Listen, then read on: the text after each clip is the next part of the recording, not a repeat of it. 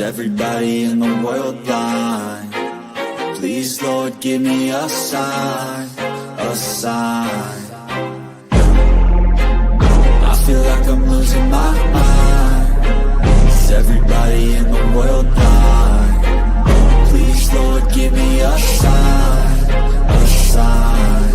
I wanna be the greatest. Everybody on the fake shit. I look around and feel like everybody is the fakest. I make this every day and I'm impatient, hoping one day I blow up from the basement. Statement, the top is so vacant. I don't hear shit that I think is amazing. Waiting for my day when I'm playing sold out shows for 1,000 faces. Hey, give me that crown, get in my way and to be put down. It ain't your place, all this my town. If I want that shit, then I'll get it right now. I'm losing it, the noose it fits. I'm losing shit, a stupid myth. You choose to live or choose to dip. You choose to fight or lose your grip and lose a gift. I feel like. Yeah, what's going on, everybody? Y'all know what time it is. The #1 podcast on YouTube, the Rebuttal Entertainment. When you come up in here, hit that like button. That's the first thing you need to do. Subscribe to the channel. Tell a friend, share the video. We just getting bigger and better. We just getting bigger and better. Today's show, y'all know what time it is. They late, but they will be in here. Nigga, can I talk? Dub, Rightside, HLD will join me on a panel. Hopefully this is the last time we talk about this because I'm tired of it already. Who needs to retire? We got Lorenzo in the building. What's up, Lorenzo, my guy? Nice. Where you been, champ? Where you been, man? Turn Bud Crawford to go. I can't tell. Explain to me how. Explain to me how. Don't just talk about a bit about it. Explain to me how he used to go. Y'all just say that like it's so easy just because the man got some accolades. Tell me how he used to go. Don't just say he's a GOAT. Explain to me. Put it in the chat. Put it in the chat and tell me how this man is the GOAT, how this man is better than Sugar Ray Leonard, Roy Jones Jr. Tell me how he's the GOAT. His resume don't say he's the GOAT. Tell me how. Y'all just come up here and just talk. I keep telling y'all, stop being a fan of man and be a fan of the sport of boxing. Stop being a fan of a man and be a fan of the sport of boxing. He's the GOAT maybe in this era. Maybe say this. Say, yeah, Bud Crawford is the GOAT in this era. Just say this era. They getting on my nerves already, HLD. They getting on my nerves already.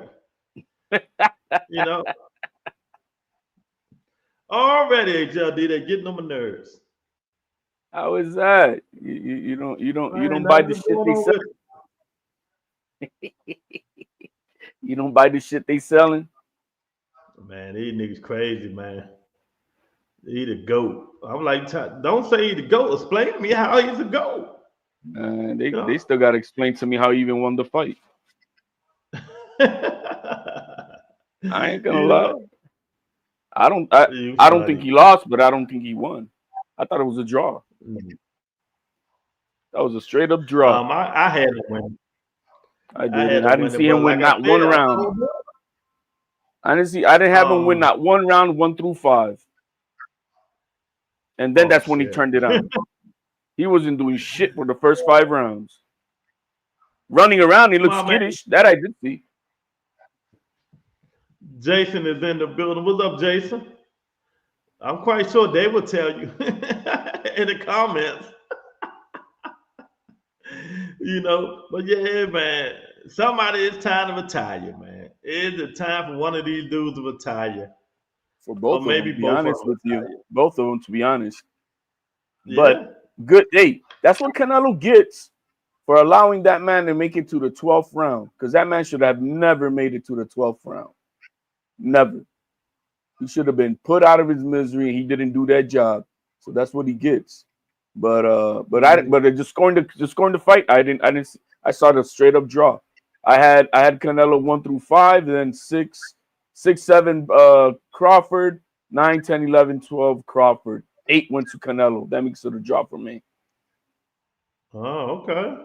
But and I've seen it 3 times. Just the live I saw it and I scored it the same way. I didn't see no difference. It wasn't that hard to score for me. But anyway, man, I'll just go talking all that shit. Now you gotta stop all that nonsense. He's the best fighter of this era.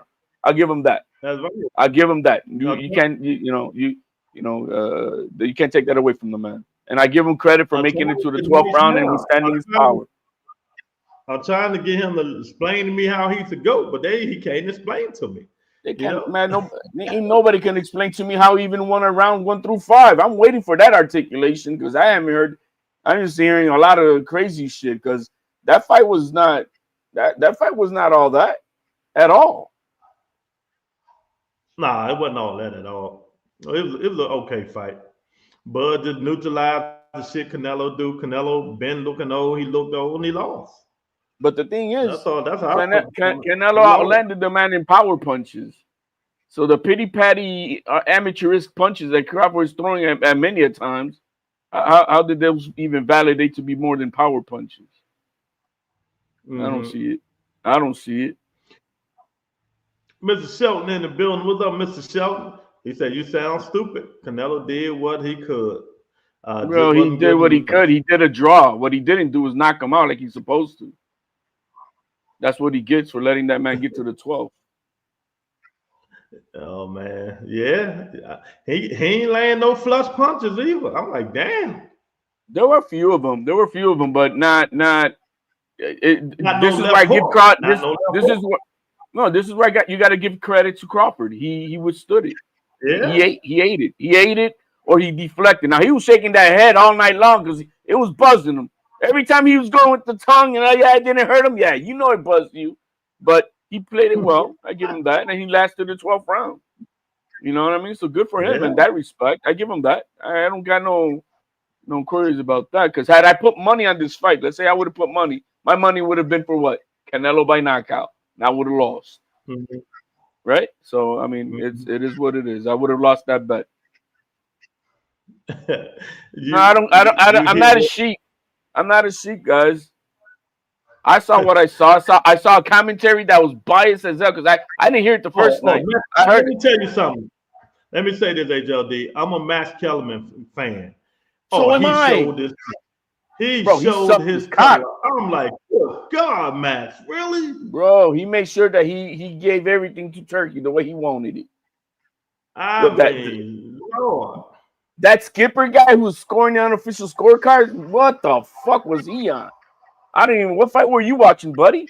I mean, everything was just in favor for this, and we're gonna get a rematch. Yeah. We're gonna get a rematch. I said this yesterday. Oh, we're gonna get a rematch. That's what's gonna happen. Hey, put money on this. A trilogy is gonna happen, and that's when they retire next year. Rematch gonna be in Saudi Arabia. You can believe that. Yep. Yeah. It'll be wherever they're gonna put it at, but there's gonna be a trilogy for this. Canelo's got 2 more fights, and both of these guys cannot make the same amount of money fighting anybody else right now. But I don't care who you put in front of Butter right now, he ain't making the money that he made right now with Canelo. I mean, you saw the numbers, bro. Even with Canelo on this shit, they only did 41 million. You're gonna tell me that Katie Taylor and Serrano did more than them? They're not even that type of a draw. They sure did.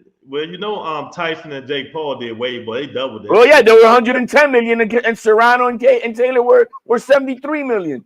So what does that tell you? These guys, the only way they're gonna make that type of money again is to do a rematch. And that's a good thing to mention to these Crawford fans. They talking about, he ain't the draw. They let 2 women outdraw them. I'm sorry again. Repeat that. They let 2 women outdraw them. Oh well, yeah. The promotion did not. I don't know what it was. Either it was too early when they did all that shit before, or they needed something happening now to make more buzz, but it didn't get the buzz. But like we were saying before, nobody asked for this fight. There was no buildup of like, oh, we want to see this fight.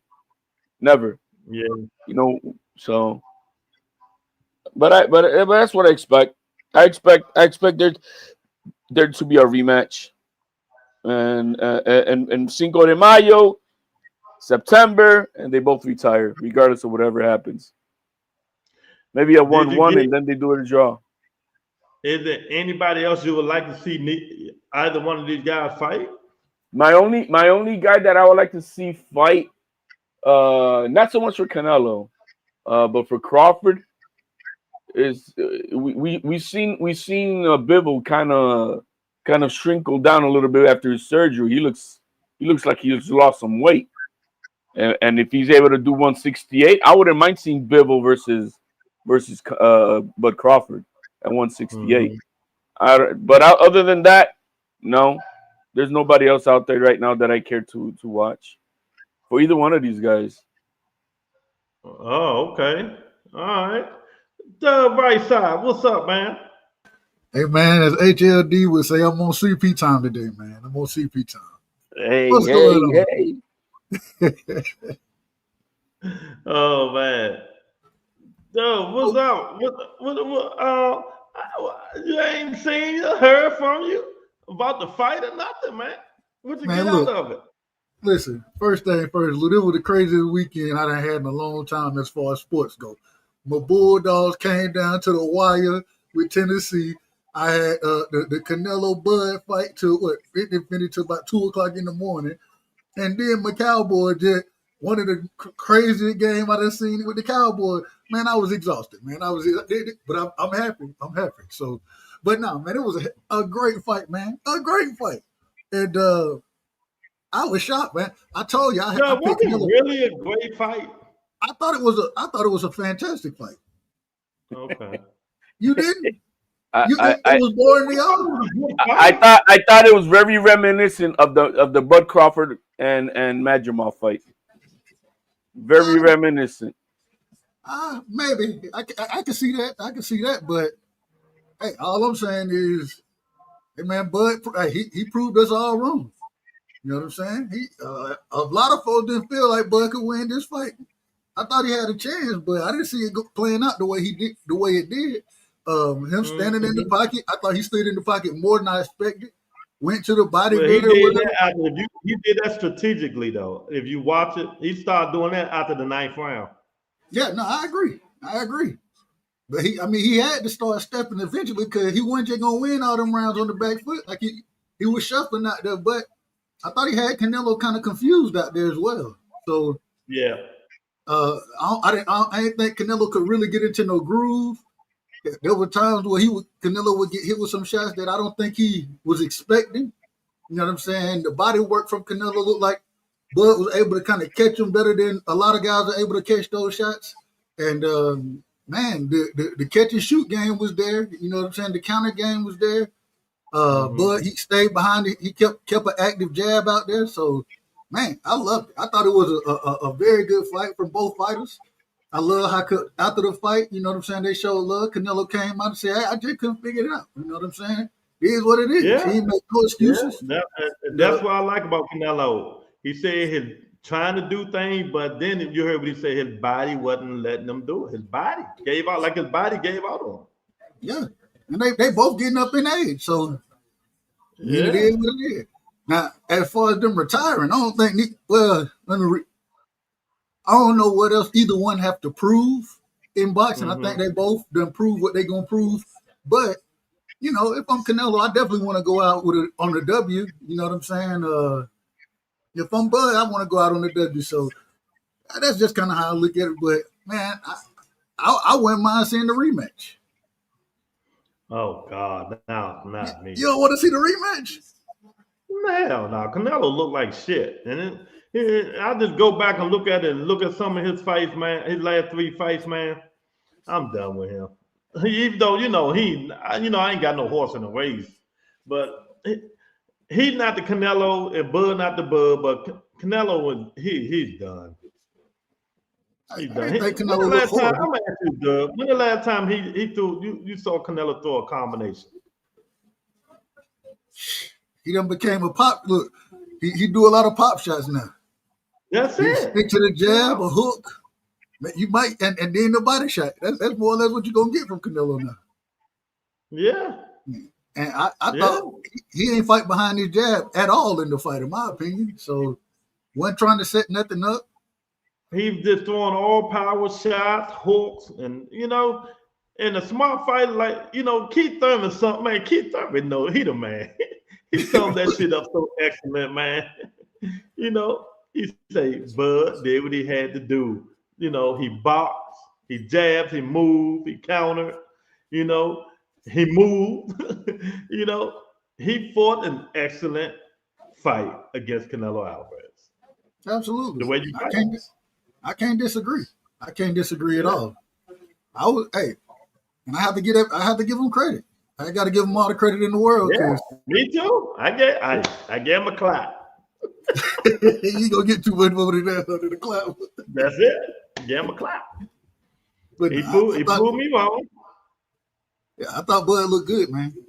He did. I gave him a credit, but with these dudes, you gotta give him more than credit with these people, boy. You gotta, do what they want you to do. I done seen some wild stuff now. People coming out talking about, he the greatest all time, and that's why I always get on. His fans just idiots, man. That's all. His fans is why a lot of people don't like him. Hey man, they got the right.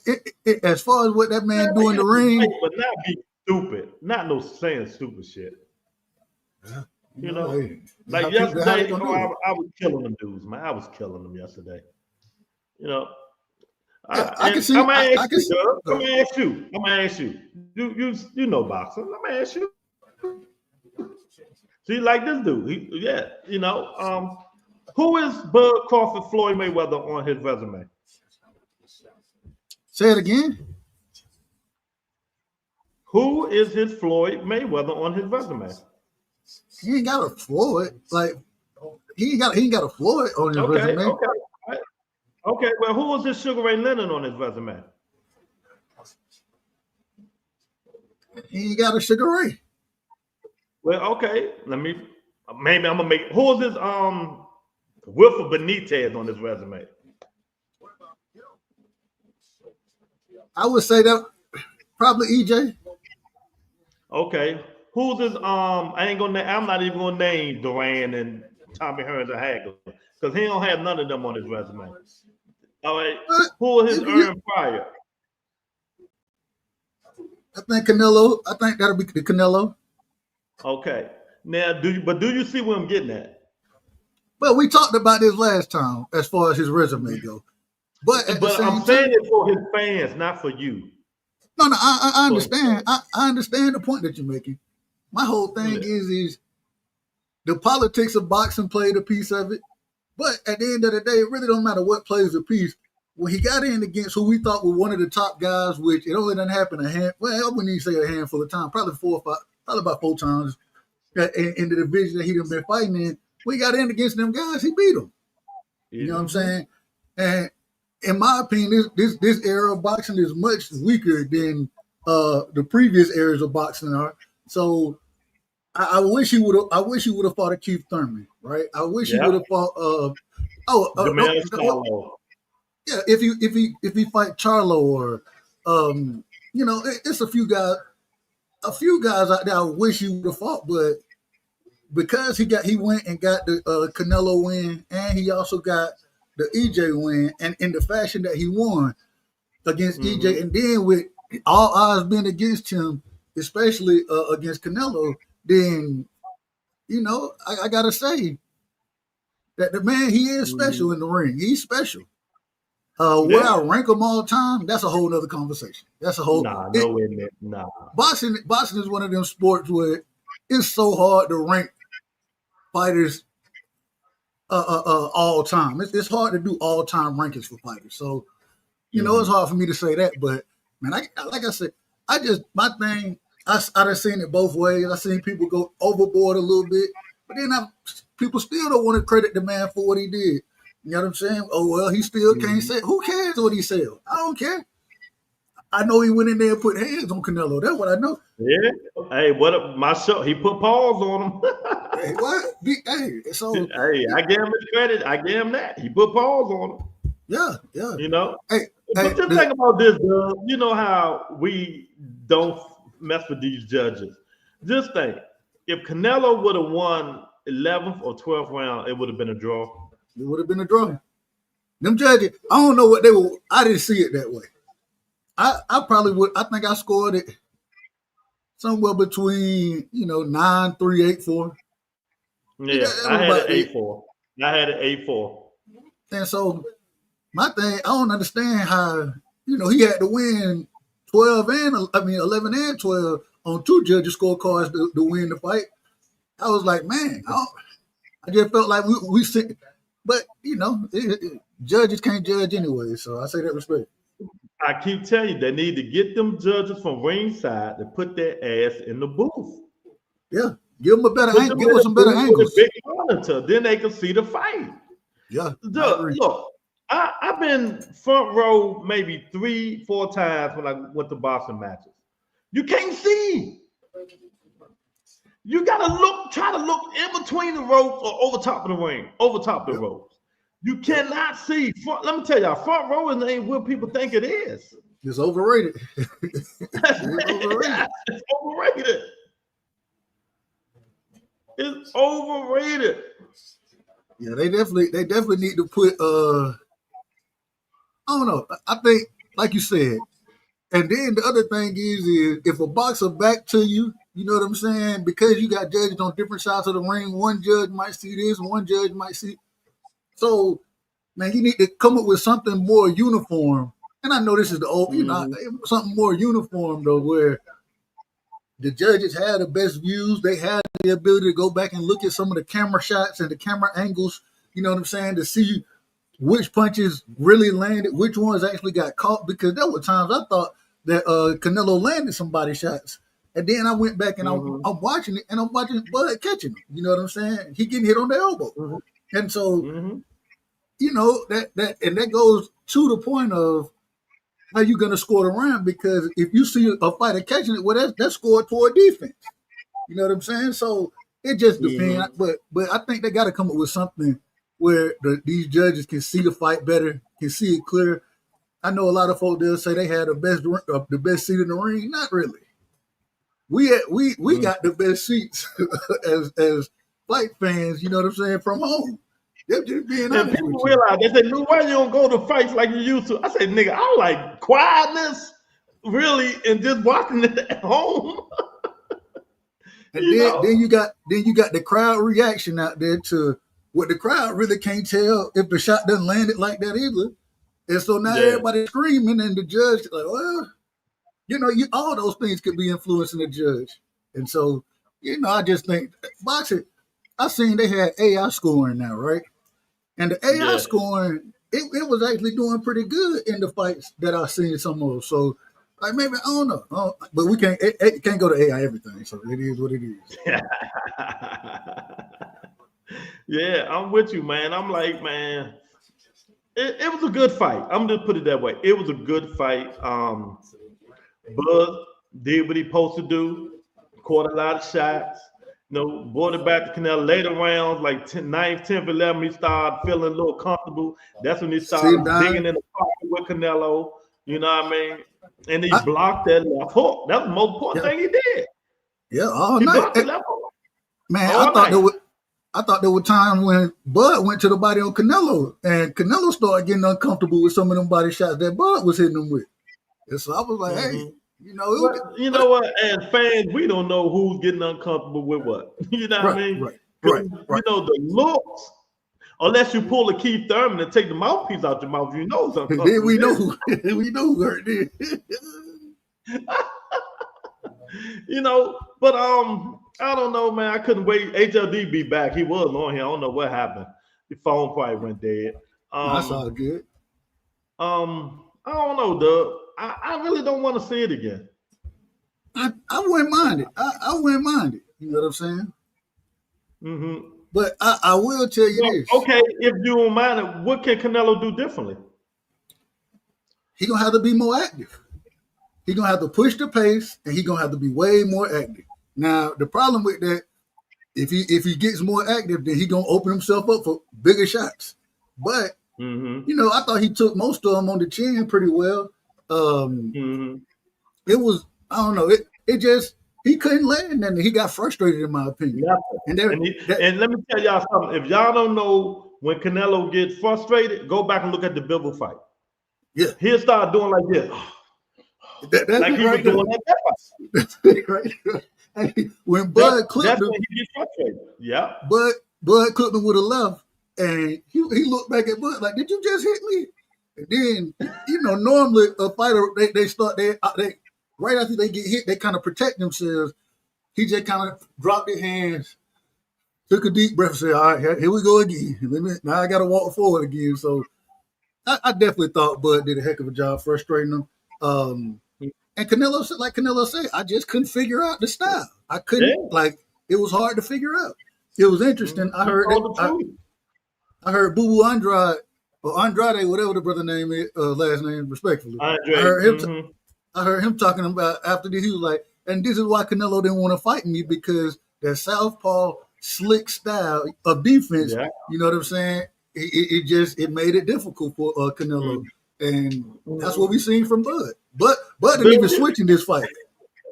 Hey, Dub, you know me, man. You know I do things specifically just to piss some people off and shit like that, So I make videos and shit disrespecting Bud and shit like that just to make these idiots mad and shit like that, right?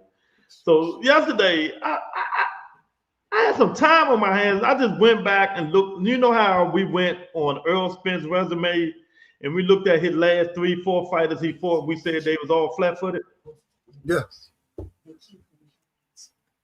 Bud's the same way. But you can go back 8 fights except Marzamov. Man, it ain't too many guys. Say, when is he going to fight a slick boxer, puncher? Let me see the last slick boxer that he fought. Marzamov. That's the only one I'm saying. The footwork and all that. In the 9 fights, Marzamov is the only one he fought. I guess, but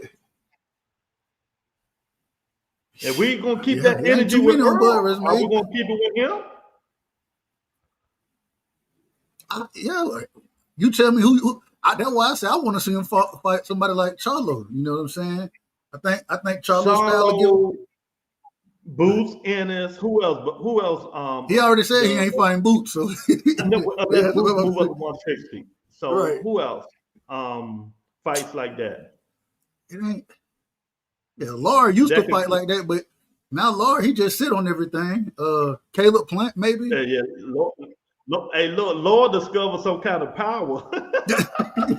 Right. Lord just said, "I'll just fight you now." So it ain't but a handful of guys like that. And that's what I'm saying. So they talk about I be hating. I just show the facts. That's just a fact. That's all.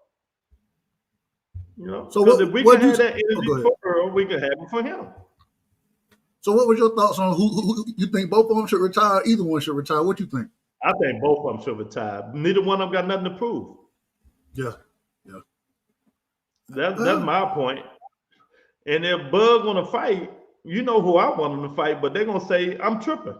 It is what it is. Hey, if he can move up to 68 to fight Canelo, a small dude, 68, Dave Benavidez say he'll move back down to 68 to fight him. He already said.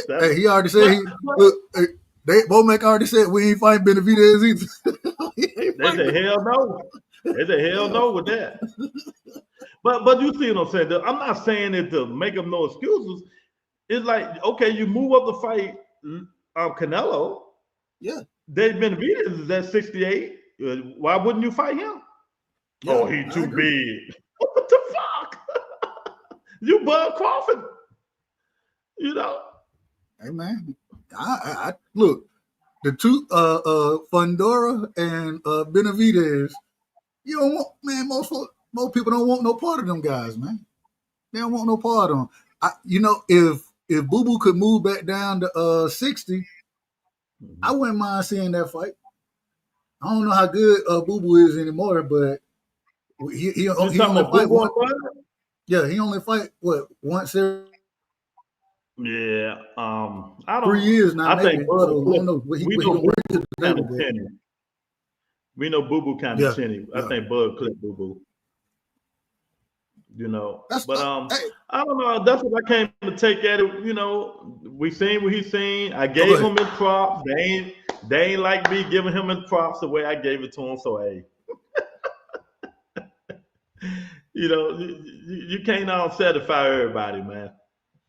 Nah, The way it it is. is, man. But there, if he stay and fight, who do you want to see him fight? If Bud stay or Canelo stay. If Bud stay. Like I said, you know what'll be? I think it'll be a good fight for Bud if you stay. If you stay in the fight, and he talking about fighting at 60, go fight Janabek.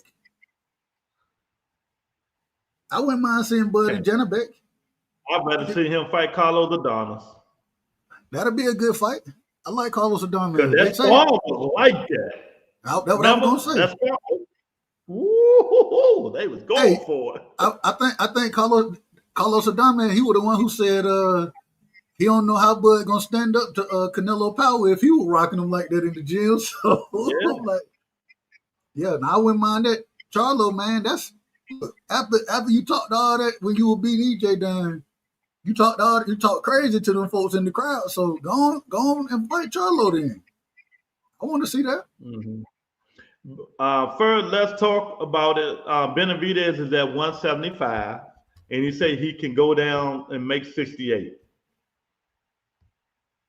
I'm just telling you what he said. What you think about what Tyke just do not like Bud Crawford, and I love it. It's just so damn funny. Wait, hold on, what Tank said?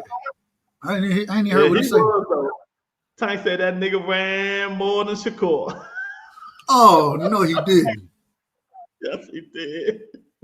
He said that nigga was moving like a motherfucker. I was laughing. I say, Tank, Tank will say slick shit to piss people off. You know how he is. Tank I out of was order. laughing like shit. That shit was funny, man. Tank funny as shit. Nah, man, I ain't that. You thought Bud was running? Huh? Yeah, Did you think he was running? No, he was strategically moving. He was moving a lot, a couple of rounds though. Remember that one round he smiled that he was moving. I think that's around Canelo, put one of them good shots on his ass. And he supposed to did that. But Tank said he was moving like a mother. I was laughing like shit. Yeah, like what you want him to do? Just stand right in front of Canelo and bang with him the whole time? What you want him to do? No, not run like Devin Haney. That's what we didn't want him to do. He didn't do that though. He did too. The first 5 rounds, he was skittish as hell. Oh, here we go. Oh Lord. What you got? HJ, I ain't hit your breakdown on the fight. I stopped you the other night. I want to talk to you over here about it. I give all credit to Crawford for withstanding the man's power and making it to the 12th. That was commendable to me. Canelo, he shouldn't have let that man make it there. So when you leave it to the judges' hands, and as we all saw, the entire thing was all slated for Crawford, from the commentary to anything that was talked about. I thought the fight was a draw. You thought it was a draw? I thought it was a draw. Damn. Okay, I ain't seen no draw. I didn't give not one round to Crawford, 1 through 5. Not one? Not one. His first round that he got was round 6, 7. I gave 8 to Canelo, 9, 10, 11, 12 went to Crawford. Man, I think I gave Bud. I can't remember. I think I gave Bud 1, Canelo 2, Canelo 3, Bud 4, something like that. I can't remember exactly how I scored it. If you just hear what I just said with my scorecards, basically it's the same scenario on both sides of the halves. I gave Crawford only 1 round, 1 through 6, and then I only gave Canelo 1 round, 7 through 12. Yeah, I got you. That's the way I saw it, and I saw the fight 3 times already. I ain't see that fight. I just didn't see it that way. But hey, man, you know what? When I went back and watched it again, some people say Bud won a lot of them 1 through 6 rounds. Shit, I gave Canelo a couple of them rounds in the first 5 rounds. Yeah, I think I gave Canelo like 3 of the first 5. How can you give Crawford any of those rounds if he wasn't doing anything and the only guy hitting somebody with power punches was Canelo? Man, but he will fight behind the jab. He had the jab going the whole time. Man, no, not in the first. Bro, in the first half, I'm gonna make a video just on all the running alone. I'm gonna take every round. I'm gonna show you all that running, especially 1 through 5. Like I said, the man 6 through 12.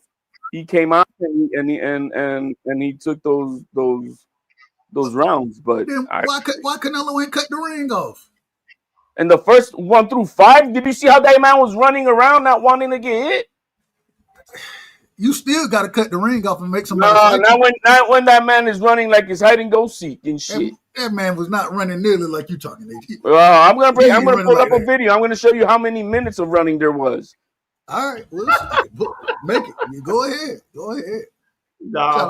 Let me put it this way: Mayweather, when Mayweather fought him, that was a more dominating performance. When Bivol fought him, it was a more dominating performance versus Canelo.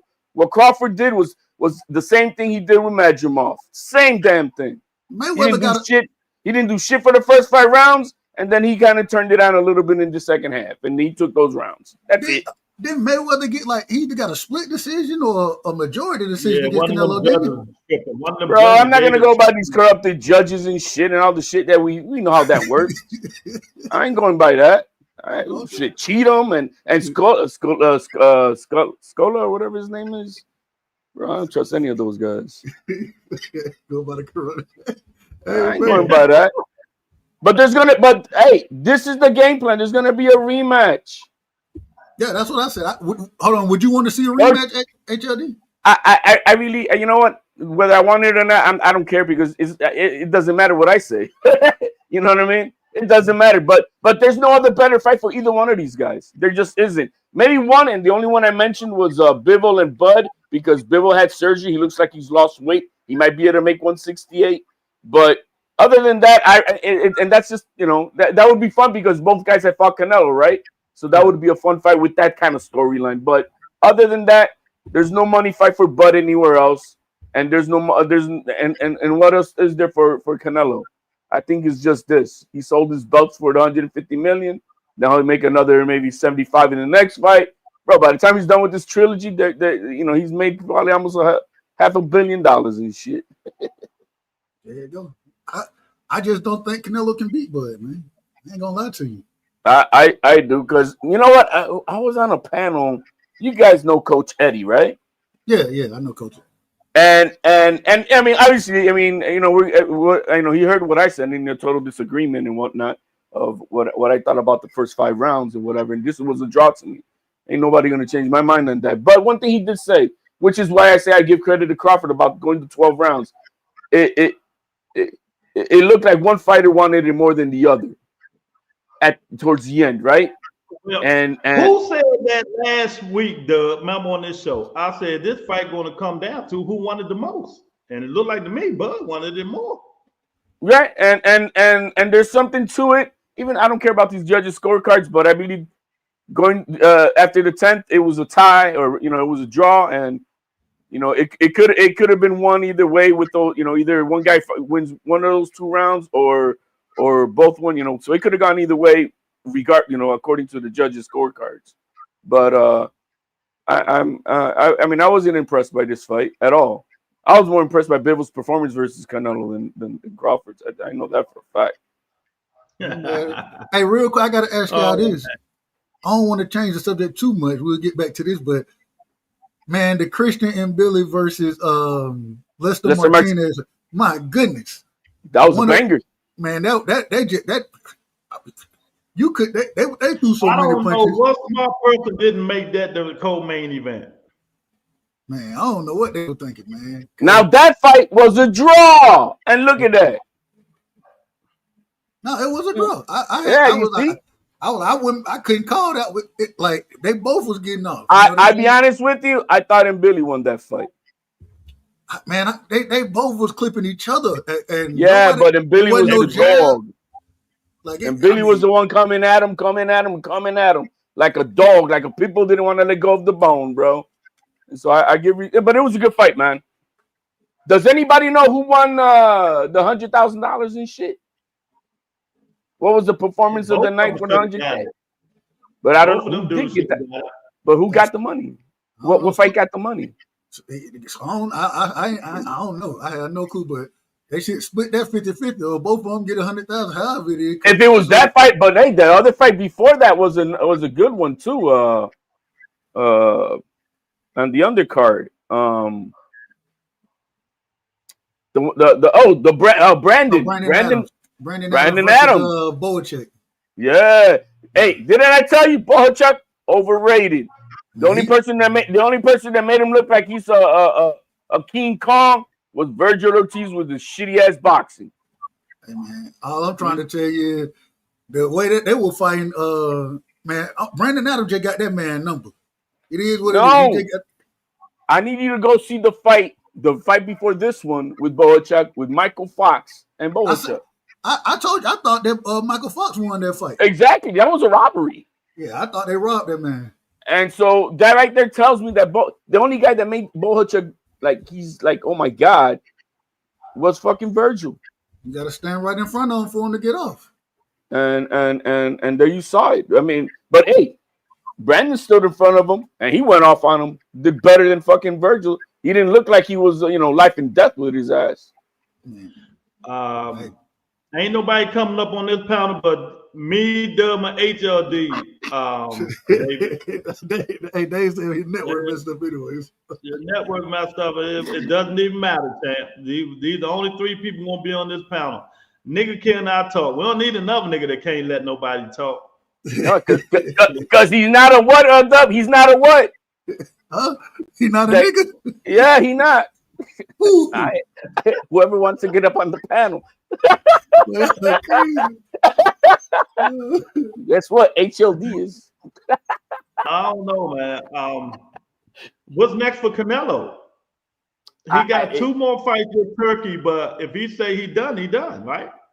It's up to him, but it's just he's gonna take his time. But I think by the end of this break and whatever, it's just too much money for these guys to leave on the table. Like if it was only $5-10 million, right? You could see like, hey, I'm gonna walk away.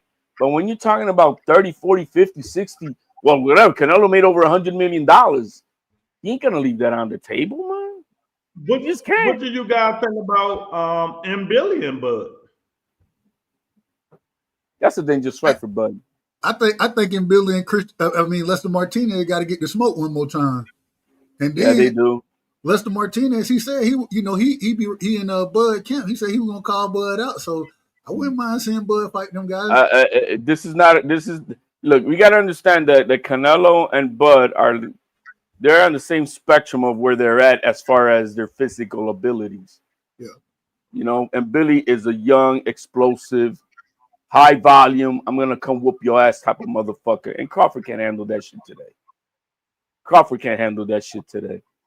And so I don't see that happening. It's like our it's like Nonito Donaire at his age. He could still win some fights if he selects them out, right? But you're not going to put him with the young killers. You're not going to put him with the Bam Rodriguez, right? You're not going to do that. But if you put him with some of the other selected fighters that are out there, yeah, you could cook them because you got that experience and whatnot. But against the cream of the crop, but can't fuck with him, Billy, right now. Jason, let Bud beat him. Y'all gonna trash him, Billy. Well, I don't think Billy's that good, so I'm gonna trash him anyway. I think he's not that good. Sean Porter, who throw a lot of punches. That's all. Yeah, he does, and he's exciting to watch. He's exciting. That's about it. That's it. So, Virgil Ortiz. He's a Virgil Ortiz. Yeah. I expected more. I did expect more out of Lester Martinez, though. I did. I expected him to. All right, you that dude. Tonight's the night. You got to make sure you're gonna show it. You that dude. You need to show it tonight. The difference between Billy and Canelo is, and Billy gonna make him fight. And Billy gonna throw a combination. But Bud gonna have to be on his P's and Q's. You know, Bud and Billy is going to make him fight. And, You know, but and I that, look at it like this: if Devinchenko can go 12 rounds with him, Billy. Bud can go 12 rounds with him, Billy, and probably beat him. I think in Billy, even like HLD said he thought Lester Martinez would look better. Man, that pressure in Billy was putting on Lester Martinez. You could tell he was uncomfortable with it. From the get. When he wanted to try to get to his jab, he couldn't get to his jab. You know what I'm saying? He was smothering him, bro. He was literally smothering him. Yeah. And so he had to get in the phone booth and just, hey, all right, we're going to hook with each other then. Let's see who can take these shots best. What y'all got to say about this is probably one of the best fight cards Turkey thrown since he's been in boxing. No, it wasn't. Who was better? Just tell me. Don't say who was better. What fight? Oh, you're saying against the other ones that he's put together? Yeah. That was action fights on the card, not just names. I got the November one so much better than this one. But when you're talking about the November card. The one that's coming up, though. Well, it ain't happened yet, man. We talking about the fight that done happened. And we done seen fight. I wasn't excited for any of these fights. You know what I mean? Like, I'm excited to watch that card. We've seen them. We've seen the action in most of these fights. Okay. Oh, you mean as far as after the performance that did they live up? Yo, yeah. I can give you that. Except that one fight that they had as a co-main. What the fuck was that? I don't know what the hell they was doing. That was that Habibi special that he just said, because the guy, is from over there. He put him on the main card. The only Vargas brother need to be fighting is Emilio. That's all I want to see. I want to see the other ones. I still didn't understand. Like, I never understood how that ended up being the co-main. Because, man, I mean, I never thought that highly of Fernando. I thought he was gonna get smoked in this fight, anyways. Oh, that was a co-main. What did I confuse you now? I confused you with that other one. No, that was the co-main. No, there was another one that it was a Persian dude or whatever. He was in that fight. I'm like, what the hell is this? I forgot what fight that was. The fight right before. The co-main event was trash. Yeah. The name got him there. The name got him there. The Fernando Vargas name got him there, I guess. Well, I mean, I guess. What has he done? Who is it for? I don't know. I didn't think that deserved to be the co-main. Who ordered that? Dana White? No, you know what probably what it is, bro? It's just opening the door for Emiliano. Because that's the kid that's gonna be the star of that family. Callum, that's it. Callum Walsh versus Vargas. Yeah, I didn't think too highly of that fight. I thought Callum Walsh won pretty easily. Man, I ain't gonna lie. Seeing Stone Cold, Steven Nelson get knocked out the way he did, I said, "Good Lord, he got hands put on him." He can't fight, man. I didn't think he was gonna get beat up like that. These dudes been Crawford corner and shit. They Crawford and Bomac. Man, only fight Bomac really got is Bud Crawford, man. That's it. But the man got knocked out in what, the second round? Yeah, that was the first round, wasn't it? Okay, first round. Like the first few. I mean, he was getting beat down and fat. Yeah, I wasn't expecting them to lose like that. That shit was terrible, man. It was terrible. But they need to make better judgments, man. They need to make the better judgments and what they're going to do and who they're going to put in these. I'm just saying, Jason, the shit was terrible. Steve Nelson can't fight, man. Everybody know that, man. Nobody care about that dude, man. Steve Nelson can't fight. I thought he was going to look better than what he looked. Who was that? Dude, put some paws on him. See, these refs, when they start complaining, these refs need to just start letting them niggas get knocked out. Then they'll stop complaining about early stoppage. No, you know what? But what that fight proved to me, Santana looked good. But what it proved to me that right there, who the fuck is Pacheco now, bro? He couldn't do that to that dude. Yeah. Hey, Diego Pacheco. Now we got to take a look at him because he couldn't stop Stone Cold. It's not even stopping him. It's just I mean, you know, just that he wasn't able to put it on him like that. Like, Man, why couldn't you put it on him? But then he struggled against Macombe too. Yeah, so I'm saying that I think there's a perception right now that we're seeing a lot of guys who can be exciting fighters, and many people confuse the exciting part with how great of a fighter are you. Right now, I don't got Virgil nowhere near the top with all that shit that was. He's nowhere near that. Nowhere near all that bullshit. What you got against Virgil, man? Because I see you keep mentioning his name. Because right now I just saw how Bohachuk performed. The same thing with Pacheco. Pacheco performed terribly versus old man Nelson. And here's Santana and put it on this guy right from the get. Yo, you old man, you don't belong in here. And he made sure of that. He watched that dude. Right. You know, he made sure of it. And so that's what I'm expecting. That's why, like Lester Martinez, he had an opportunity that night to make a name, a statement. How good are you? Get it done. And he didn't. So, I mean, it's not going to go back down because of a draw, but it surely didn't grow.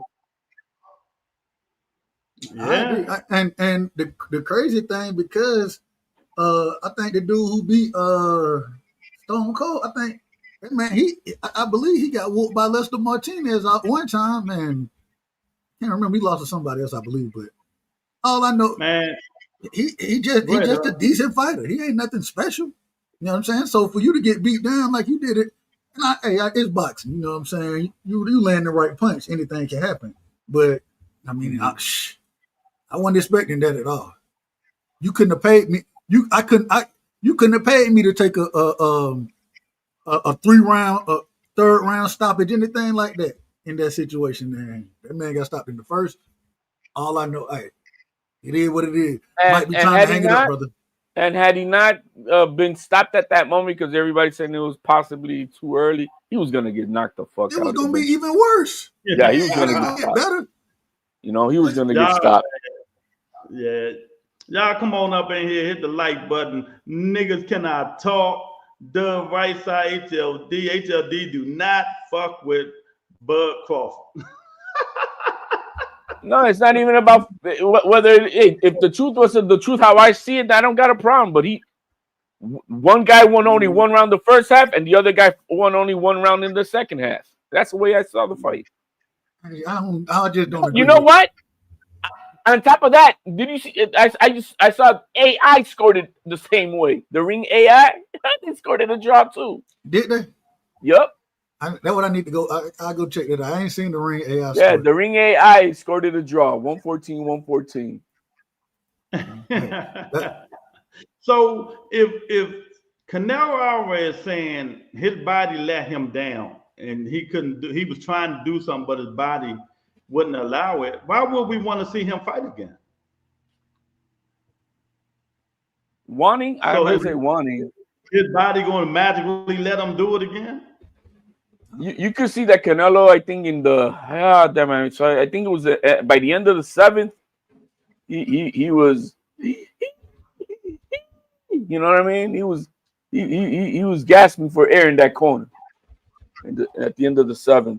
Every time Canelo got to the corner, he looked dejected, bro. Like he looked like he just was. Not every time, and only in the second half. In the second half, when I say every time, I don't literally mean every time, but as he just kind of, you could just kind of tell he would like, man, I got to go back out here. I give it to the condition.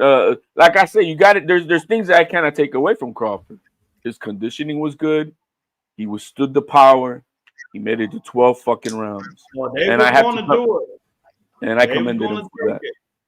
If Canelo would have won that 11 or 12 round, that shit would have been a draw and people would have went crazy. It should have been a draw. But, hey, that's how it be. That's what Canelo gets because it should not have ever made it. I'm sorry, it should not. I still stand. It should not have made it to the 12th round. He wasn't able to do nothing though. He landed punches on Crawford. He just didn't get on his ass. He could. In that first half, he had a few good shots. Yeah, in 6 rounds, he had a few good shots. That's it. Hey, he had more shots than Crawford did in that first half. Hell, he had more shots than overall the entire fight. He landed more power shots. The jab isn't going to stop Canelo. It was stopping him. Ain't going to stop him. The jab was making that man reset Bro, the whole night. He would get hit with the jab. The body shots had him running around, bro. Let's stop playing. That man was running skittish. There was one part, I think, at the end of the 5th or the 6th, man. He looked like Devin Haney, bro. Woo! I'm out of here. Man, stop. He did the whoop out of that corner, ran up, bro. I was like, damn. Man, in the second. Hey, look, all I'm trying to tell you, Bud looked like he has better body shots than Canelo had throughout the fight. Especially when Bud had the stab jab going to the body. I thought, man, he like Now I didn't see Crawford lose the fight. Like I'm gonna say that also on time. I didn't see Crawford lose the fight. I didn't say it was a draw. Now the only people that believe all that stuff, yeah, I bet you guys got that COVID shot too. You believed all that bullshit. I'm not easy. I don't get convinced. I don't get convinced that way. I don't follow the herd. I make my own decision. HLD, Oscar said Canelo should have ate more meat. Well, you know he's gonna troll his ass. He's gonna troll his ass. Oh my! Like I said, all the shit that Canelo, he should not have allowed that man to make it to the 12th round. I don't care what and how it is. What are you gonna do to stop him? He couldn't. You have to knock him the fuck out. That little man needed to get knocked the fuck out, and he allowed him. Then that's what he gets. That's what he gets. Now Canelo's defense was on par, bro. You can't say, bro. There was many times that, bro, Crawford's jab wasn't even, bro. His whoop whoop. He was slipping that shit. Man, when Bud started doubling it up, manipulate the guard, come around with the same hand. You can only Bud was putting stuff together out there. In 12 rounds, Dub, you are only gonna find maybe 30 seconds of Crawford action. You said in 12 rounds? And 12. Look at this. Look at what everybody's playing. The same 3 highlights. I ain't looking at the highlights. I watched the fight. Hey, I'm just saying there's only 3 highlights that they're showing of Crawford, and that's it. Man, okay. They're the same ones. So really, everybody just got it wrong in this one. I'm saying just got it wrong as far as who won there shouldn't have been no winner. Should have been the draw. That's all. HLD be tripping, man. Oh my goodness, man. And y'all know I don't care for none of these fighters, but I had Bud winning. So I thought if Bud didn't get that decision, I thought it would have been a clean robbery. Like I said, I had it somewhere 9-3, 8-4. I think everybody gave a lot of sympathy rounds in the beginning for Crawford because you can't believe that this man he did like Lomachenko versus Teo in the first half of that fight almost. Like, bro, you don't want to fight? I do say a lot of these people be listening to them do commentators because Max Kellerman was out of order, Doug. He was out of order. But I watch all the fight. I watch all the fights without no volume on, so that don't really, you know what I'm saying. But I watched the fight on the panel, and so I was on the panel. I couldn't hear the commentating. I was too. So. But on Sunday when I watched it, I'm like, damn, this is nasty work. And I hate nasty. I hate listening to the commentator. Max Kellerman, hey man, I say disrespectful. Max Kellerman, I ain't gonna say he don't know nothing about boxing. I'm not gonna say that. What? They say you should go watch soccer. Soccer. Y'all hit the like button. Come on up. You're gonna tell a Puerto Rican to go watch some baseball or something, bro. You can tell them baseball or basketball. You know, like our newly Puerto Rican Hall of Fame Carmelo Anthony just got inducted. You know what I'm saying? Man, they called him man. Man, Melo. Look, shout out to Melo for a bit. What did he say? His dad Puerto Rican or something? Yeah. I ain't never know that until just recently. I ain't never know it. And Melo, that's my guy. I rock with Melo. That's us. Reggie Jackson's dad is Puerto Rican too. You know that? Don't be surprised if Bud Crawford go across the pond and fight Chris Eubanks after he fight Nah, That's that's not Eubanks. that's not a fight. He's gonna get he's not gonna look good in this next fight. In which fight? Versus Conor Ben. Oh, you talking about Chris Eubanks? Ain't it? Yeah. Nah, hey man, Chris Eubanks, that man, he don't need to be fighting Conor. They fighting again for sure. Yeah, they're fighting. It's Yeah, already they fighting scheduled. again. The press conference today or tomorrow, one of them. Yeah. Yeah, okay. That man was dying to make weight, and he's gonna die again. Hey, that ain't gonna be no good fight in my You opinion. cry, baby, HLD. You said you cry, baby, champ. You know, so you know I got to play it. What, are you gonna cry now? Come on, cry, baby, cry for me. Come on, cry. Deep in the recesses of my brain, a tiny red-hot little... Oh my God, yeah, these dudes funny, man. It's like I said, man. Go ahead, HLD.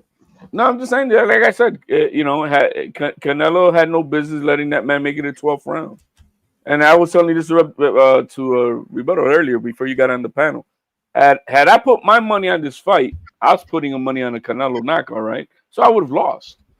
You know what I mean? So regardless of the point, my bet was for a knockout. And had I put money on it, I would have lost that money. I just couldn't see nobody. I didn't think nobody was gonna go. I ain't seen no real knockout out there. You know what I'm saying? So it is what it is. I thought it would go 12. I just said, man, but I think that pressure gonna end up getting to him. But man, Canelo, man, the way he controlled the pressure, the way he controlled the fight, the entire fight. He controlled it. From the 6 on is when he controlled it best. No, that's when he started. That's when he started sitting down on his shots more. I'll give you that. But that's when he was throwing punches. Let me tell y'all what's going to happen. Canelo verified. He just said he's going to do his 2 fights with Turkey. So Canelo next fight is going to be Hamza Sharif. Watch. Why? Because Hamza Sharif knocked out Berlanga. Berlanga. Don't nobody HLD. I mean, don't nobody want to see Bud and Canelo again. I don't. Oh, all right. That's it. Yeah, It wasn't. But who's the only one saying that? Because guess what? The people who fill that stadium, los Mexicanos, they want to see a rematch. The people who pay for this shit, they want to see this fight. They want to see a rematch. Do Canelo want to see it? If he's getting paid, he's gonna have to. Hey, who y'all think made the better adjustments through the fights? No doubt. In the second half, because it looked more dramatic, because he was running the first 5 rounds. It looked more dramatic, his adjustments in the second. It was a different fighter. He was a different fighter in the second half than he was in those first 5 rounds. Canelo is the same. Was pretty much the same. So you could say who made the more dynamic changes to it was Bud. You gotta say that. There's no way you can't say otherwise. Before the fight, we kind of talked about the coaches. The coaches, how they were gonna play out, the training staff, that type of thing. Looked like Bomac and that whole stable. Like I keep saying, not just Bomac, the whole stable over there. Look like they out hustled Eddie Reynoso some in this fight. You know what I'm saying? Well, no, you know what happened? Eddie Reynoso was giving him instructions to Canelo, and that motherfucker wasn't listening. And maybe the reason he wasn't listening is just what he said at the end of the fight. He couldn't do the adjustment. He just couldn't. Maybe. But the instructions weren't being. The instructions were not being carried on in the ring by Eddie. Go ahead, Lou. Netflix gonna love this shit, man. Netflix gonna keep having these big fights. They don't care who it is. Long as they put subscribers and people watching Netflix, they're gonna keep having all this stuff. The Tank, the Jake Paul, they don't care. All they want to see is, how many people watching their platform. And that's how it's gonna be, whether we like it or not, man. Man, for them to have what it was, I think it was this fight. They say they did 41 million or something like that in views. Mm-hmm. When you get views like that, look, the Serrano Taylor fight for 74 million. There you go. Me and HLD were talking about this before you came on. They did 41 million, right? So they let 2 women outshine them on Netflix. Why? 33, How? $33 million, 33 million more. 33 I want to million ask more. Dub. Explain that to Dub. Explain that. You know what I'm gonna tell you? Most folk don't know shit What? about boxing anyway. So, hey, I think What that that got to do with it? I'm about to What tell that you. got I'm, to I'm about to tell. I'm about to tell you. I think that the promotion, like we talked about before, I think that the promotion of this fight started a tad bit too early. It wasn't built correctly. Um, and I think that if you go look at Netflix, they didn't even really start having it as this fight coming up on Saturday. It started last Monday it started right while me and you were talking about it. You know what I'm saying? So it wasn't doing like that. I just don't think they promoted it the right way. I would have had that showing up. That's the first thing that popping up on everybody's screen. Then you got to go to your whatever your playlist is, whatever you got, whatever you want to watch on Netflix. But the first thing you're gonna see for a month straight from if I'm Netflix is Bud Canelo. Look for it on this date. That's the first thing you're gonna see. And I saw it better, and I really think it got something more to do with Jake Paul than anything else.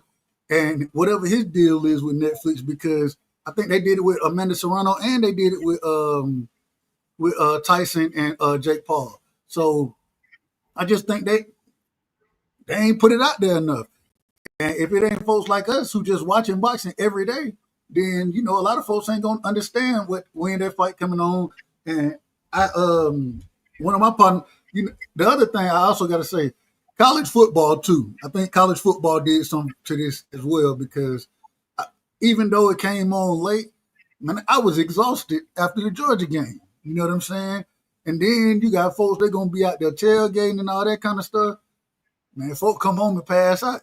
And so once the fight, when it started at 1:00 in the morning, which I still think that's way too late. That fight should have started no later than 11:30. But I just think that's kind of how it is. So you got to do a better job, in my opinion. Go ahead. No, absolutely. They do got to do a better job at it because, so for it to be supposedly the fight of the century, like they were trying to promote it, they got smoked. They got smoked by 2 women and a Jake Paul fight. So that says a lot. Yeah, it says a lot. I think that it's gonna be interesting to see what is. So I gotta ask because I know Tank and Jake Paul is on Netflix. Is the I think it's Anthony Yard Benavidez is the main event now with Devin and Junior being the co-main. Is that on Netflix? The which one? I forgot. I don't remember. Which one? Which one? The Benavidez Yard fight and with Devin and Junior in November. No, that's going to be on the Zone. Yeah. Okay. Riyadh season the Zone. See, I think you missed some with that, and that should be another card that's going to be on Netflix. You know what I'm saying? So, just my opinion. Yeah, because they're not going to reach nowhere. They're not going to reach nowhere near those type of numbers that you saw for this Crawford fight. And to me, it's a more exciting card overall. That's what I was gonna say. I think that's a better card than what this previous card. I agree. But we'll see what happens. We'll see. It's a better card, man. But some promotion counts, man. These people don't promote like they used to, man. They got to get off their ass and start promoting a little bit better than what they're doing. If you want to sell and do numbers and all this stuff, man, you got to do better than what you're doing. You can't just rely on Netflix, Top Rank, PBC, Amazon Prime, Zone. Get out there and sell the shit. You got to get out there and sell it. That's why I said even when they had their little fight, not what you call them, the press conferences, right? They started the press conferences back in April or something. Yeah, April, May. Something like that. Why start it so early?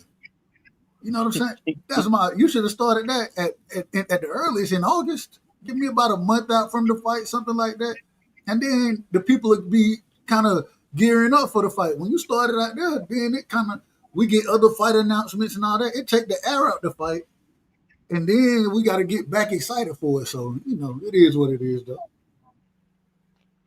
Yeah, exactly. Third biggest gate ever, 47 million. You know, and that's one thing about it. With boxing, when you having these fights on Saturday night and it's a major college football game, you ain't gonna see them numbers. Yeah, that's another thing. Yeah. Look, I had to take a nap after the Georgia game. I'm so excited, and I'm like, oh man, let me get a few minutes.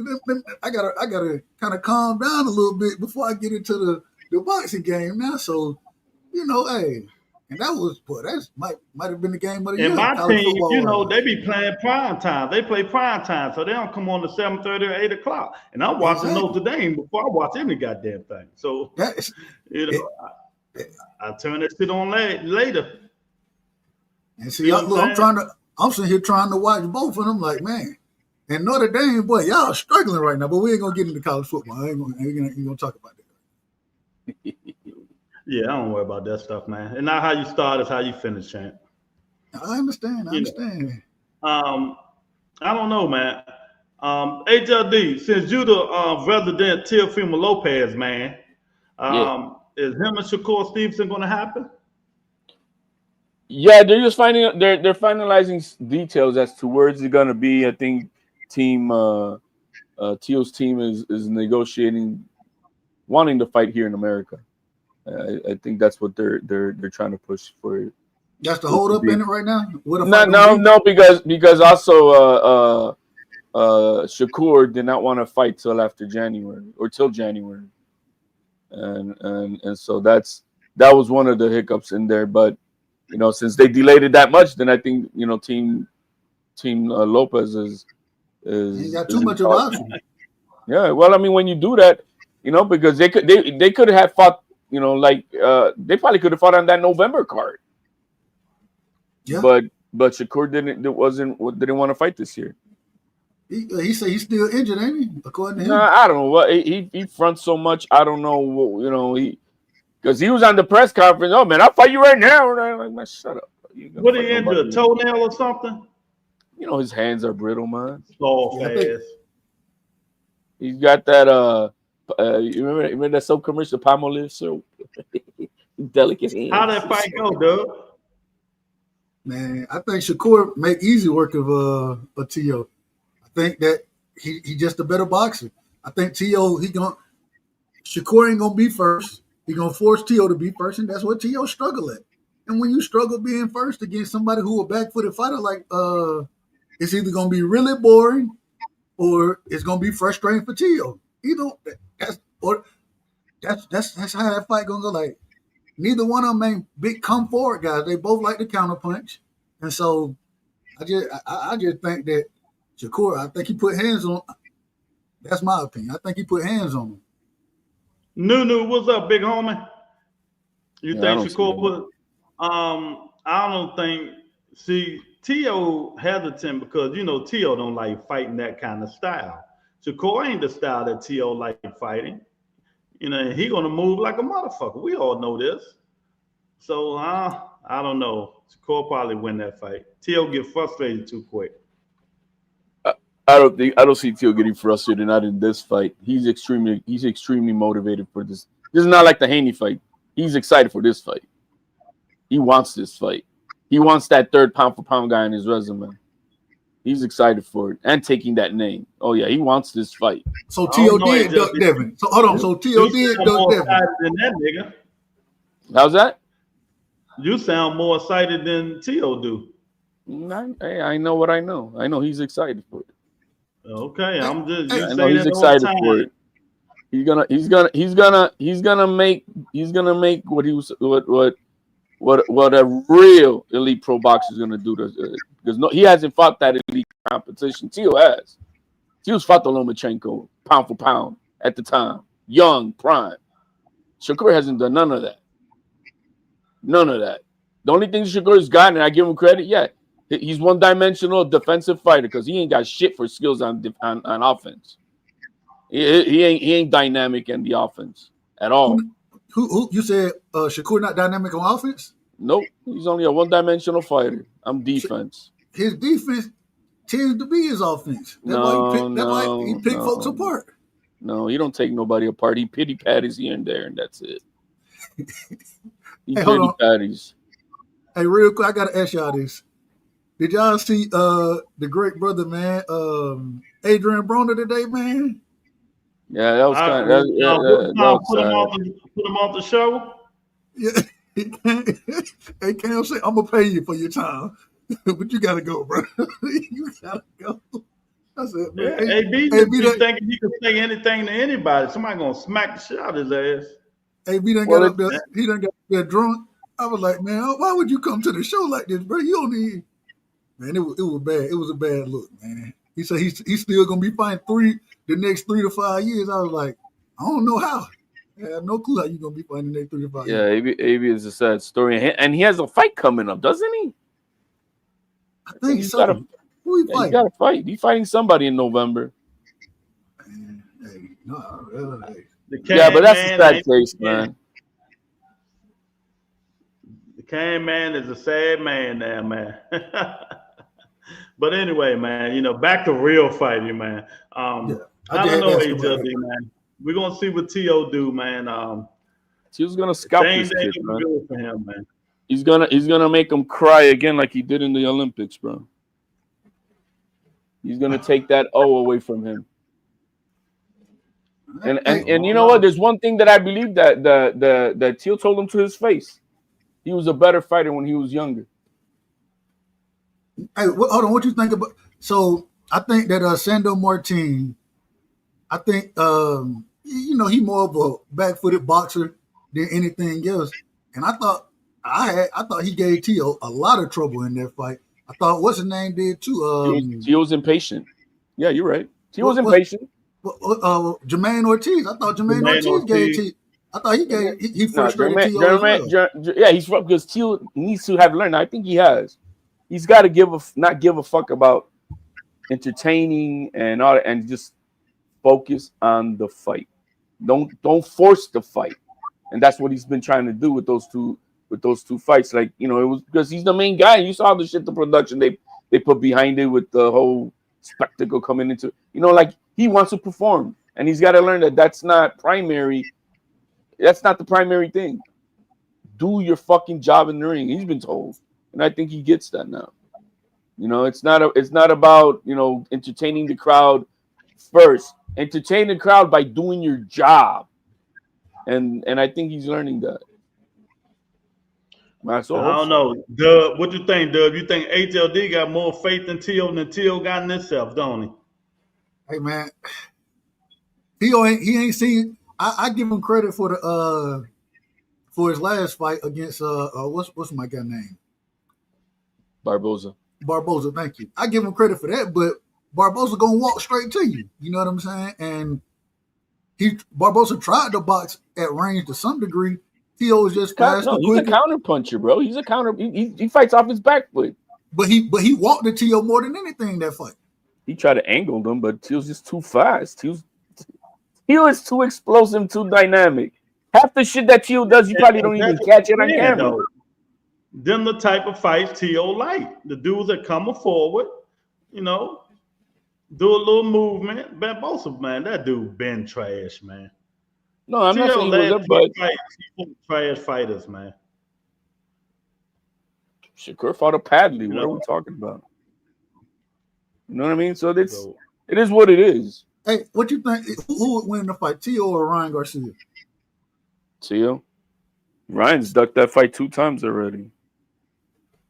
Man, I ain't mad at that. Let me see. Ryan. What Ryan has is that he has size. He has size, and he has that. I think the most devastating left hook in boxing, and that's what he is. But is he dynamic beyond that? No, he's not. He's trash at every other aspect. He's just got some special natural attributes that you cannot teach nobody. It's just he came with it, and so that's what he is. But I don't see him as a dynamic, talented fighter. No footwork, no defense. I mean, unless you want to call that booty roll that he does defense. The last joint I want to talk about before we go back to Bud and Canelo, I got Pitbull Cruz against Lamont Roach. Why are they making that fight? I don't even know what is the fight going to be at 40? Yeah. So Lamont Roach going to come up, fight Tank, and now I'm going to just keep going. I'm going to 40 to fight Pitbull Cruz. That's where the check is at, man. That's what it is. This man finna go to sleep.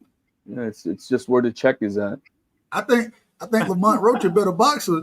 The problem is I think he's gonna try to stand his ground some, and when he's standing his ground, man, them big overhands, man, a lot of times it's hard to see them overhands from Pitbull.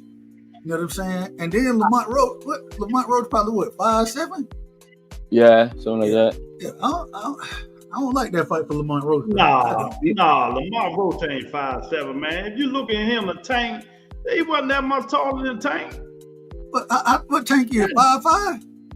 Yeah. 5'2", 5'2.5".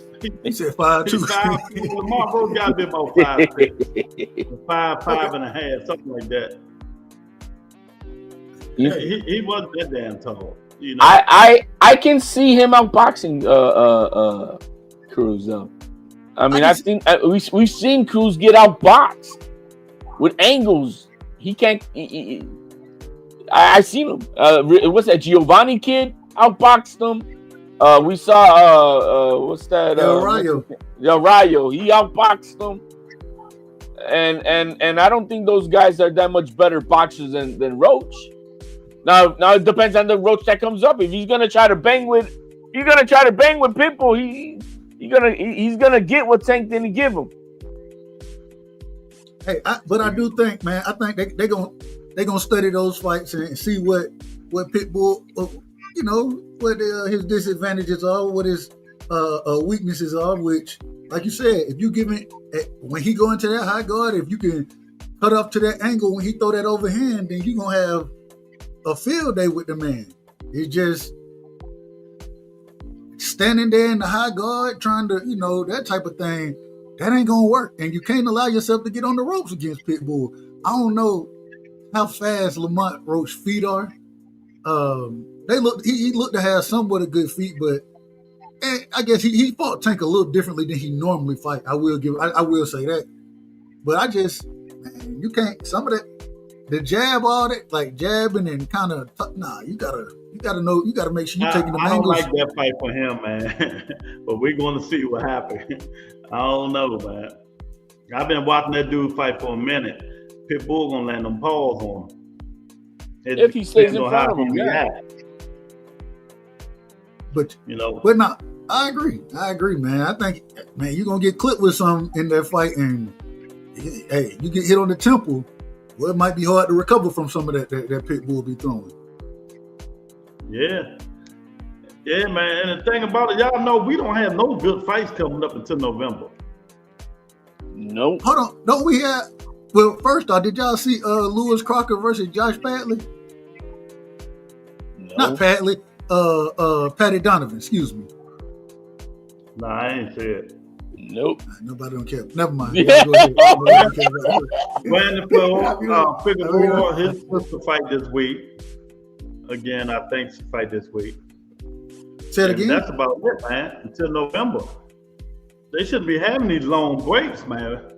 Top Rank need to get this shit together. Put them dudes on TV or something, man. I was coming to that this way. I'm like, all right, man. We're not getting that. We're not even getting any like news. Okay, we're nothing. The Top Rank, they still ain't got they still ain't got no deal with nobody. Right, they haven't, and it's just sad that we don't even have a rumor. I know for sure they're cooking something good, but I mean, as far as at least keeping their name relevant. Bro, they got too many young fighters over there not to have a network to put the fight on.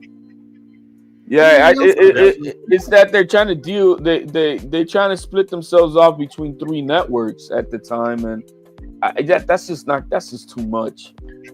Okay, October the 25th, Keith Thurman and the Tower Inferno. Ah, yes. I don't like that fight. What's my guy's name? And the new Cool Boy Steve Fulton and Ashaki Foster's on the undercard, right? Yeah, that's a good fight. Fulton's gonna smoke him. He's gonna smoke him. Ain't this gonna be Fulton's first time at 130? Yeah. So he's gonna smoke him. Hey, I think since Cool Boy started training with Bozy, man, Cool Boy, he done got better, didn't he? Yeah. He done got better. Well, he don't fight other people's fights no more. The biggest thing I always criticize him, man, he fall into the other fighter fight. And now he was talented enough to go win them at the lower weight classes, but now you done got a little older, you moving up in weight. Nah, bro, you can't be fighting everybody else fight, you know what I'm saying? And if you look at when he fought Brandon Figueroa, you notice the first time he tried to bang with Figueroa, you know what I'm saying? This last time he fought him, he won easily because he fought his own fight. Like he took them steps back, he forced Figure to come to him, and you know what I'm saying, kind of picked him off, played defense, those type of things. But I think he in for a battle against Ashaki Foster. I'm not too high on Ashaki. I think he's an overachiever. I'm not high on him either. I never was. He's an overachiever. I give him credit that he came back from those fights and blah blah blah. But he's always finding himself in a pickle and shit. You know. So I think his heart is what's got him through some of these fights. But overall, his skills and all that, I'm not high on it at all. I think Steph is going to outbox the shit of him. Yeah, it's going to be upset because everybody thinks that Thurman is trash for this fight, and I got Thurman knocking him out. If Thurman wins, is it an upset? Yes or no? Not to me. I'm just saying. In my opinion, it's an upset. I don't look. I had a 60-40 for Canelo against Bud, and a lot of people thought that Bud winning was an upset. 60-40 fight, very close fight in my opinion. For Keith Thurman Fundora, I got it probably 30, probably 70-30. 70-30 for Fundora. Yeah, and y'all know Keith Thurman my favorite fighter, so I got the 60-40 Fundora. But I hope Keith win. I've never seen Keith Thurman get knocked the fuck out. I know I seen the Tower Inferno has. All I'm telling you is that by the one thing boxer. When you listen to Keith, he know what to do. You know what I'm saying? That's the one thing he know exactly what to do. Yes. The problem is when you go in there and get somebody right with that length, that range, and then you like he said, you got to pick your spots and do all these type of things. Man, it's hard to pick your spots against a dude that's that tall. But we seen got an 84-inch reach. Man, we seen a lucky punch from Brian Mendoza. Well, if Mendoza was able to get it done, I'm gonna say Thurman could get it done. And if I saw Tim Tszyu for the first 2 rounds of the first fight break the shit out of that kid's face, and if it wasn't for the cut, he was on his way to get knocked out. And in the last fight before he quit, I was seeing the Tower Inferno's head look like a Pez dispenser, getting bopped and bopped and bopped. So I know that Tim Thurman is a better boxer than those two guys, and I've never seen Thurman get the shit beat out of him. So I got Thurman. I got Thurman. Hey man, Queen something wants to hell yeah, it's an upset. What's up, Queen? I agree. Yeah, man, you guys are just racist against your own, bro. I'm going for the brother. You guys over here against your brother, bro. You guys are real racist, bro. How we racist?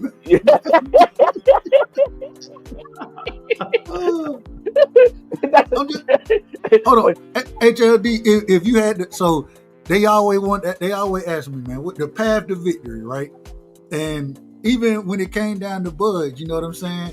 The path to victory that I had for Bud is kind of what he did. You know what I'm saying? It wasn't exactly how I thought it would be, but it was pretty close.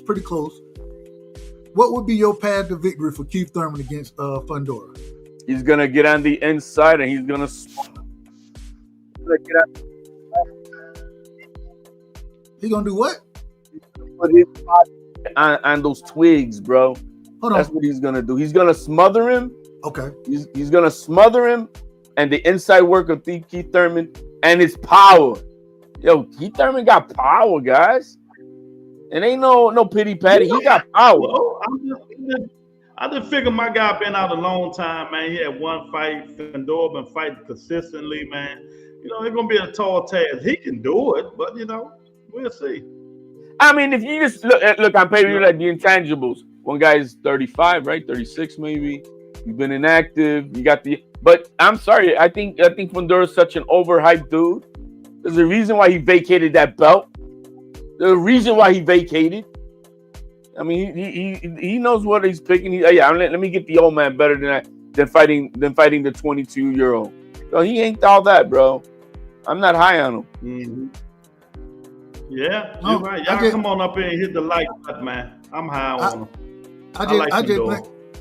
I think when Keith Thurman, man, like you said, he want to get on the inside and that type of thing. You got to remember before, and there was a time when we used to say Sebastian Fundora, the man didn't know how to use his jab and his length and his range. All he knew how to do was fight on the inside. And what he do, he throw them uppercuts on the inside. It's hard to block. Yeah. When you trying to block an uppercut and a chopping hook, bro, that on the inside, bro, that's hard to play defense against somebody his size. Every fight, that dude getting better. I could agree to that, rebuttal. I agree to a point with that. We've seen a little bit more of the outside game from him. I'm not gonna say no. I'm not gonna say no to that.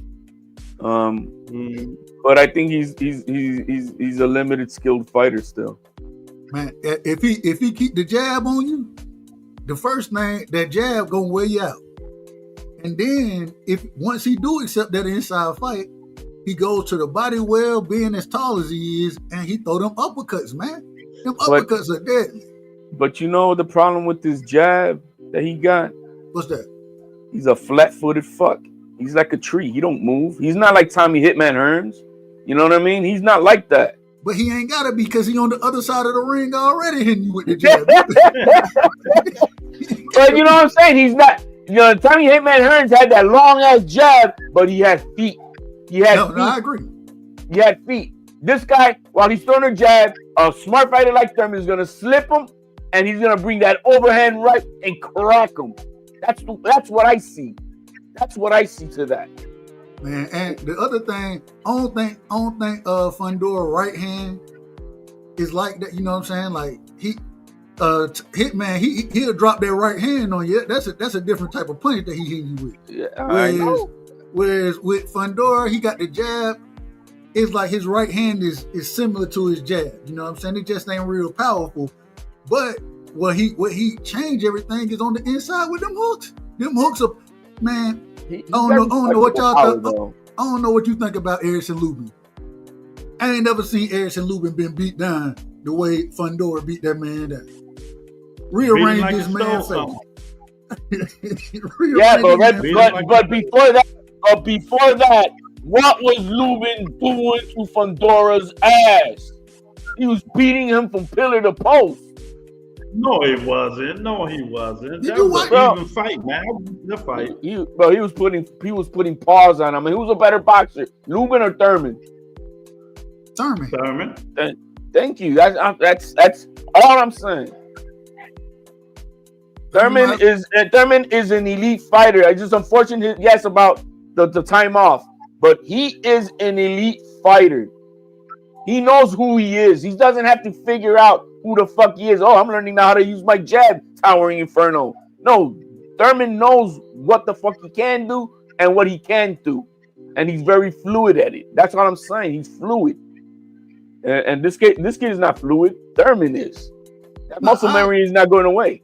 I agree. All I'm saying, I think it's gonna end up being something where Thurman gonna be on the back foot. He gonna move. He gonna pick his spots. I just want to see how long it lasts. That's it. I want to see how long it lasts. I think it's going 12. I don't think nobody getting knocked out. I think I Thurman. don't think I Thurman don't out. think, man, Keith too smart to get knocked out. He know how to survive. Exactly. You know what I'm saying? And he weighs, I don't think he getting knocked out.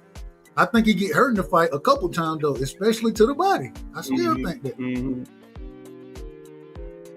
Thurman's gonna be moving though, you know. But like you said, Fandor after 3 steps, he cut the ring off with 2 steps. That man, look, he got 84-inch reach, man. Look, that man shuffled. Once he shuffled one time, and Thurman, look, all Fandor got to do is take a step over, and he's still in range. Yeah. And that cheat code is not gonna work that night. Not against Thurman. I just don't see it.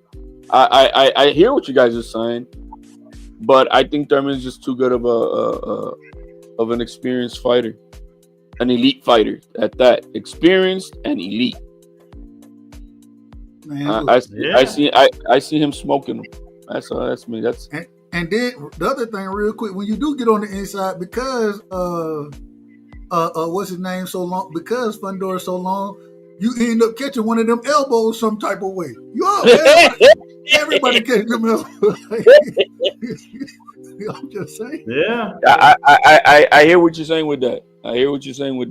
But those are the stuff that, you know, can it happen, doesn't happen. I'm just gonna go by what I know, what he can do and what the other guy can do. Yeah, those intangible shit. We'll see if it happens. And I can't. But I see Thurman winning. Yeah. So them the fights that's coming up besides the November card, man. But you know, hey, it is what it is. Let's finish pissing up the Bud fans off, you know. Hey, I want to ask this. I want to ask y'all this about Bud and Canelo, man. What would you rate Bud's defense in that fight? He was on that fight. You gotta give it to him. Canelo couldn't land a real clean shot. He lands some straight right sometimes, but he ain't land no clean left hook at all. He landed him to the body all night, though. He landed him to the body. Man, go back. I went back and watched a lot of them shots, man. They was on the elbows. That's purposely too. You know? And when I'm trying to go to the body, I don't want you catching my shots. Hey man, he's trying to break your elbow. He's trying to break your elbow. That's not by accident.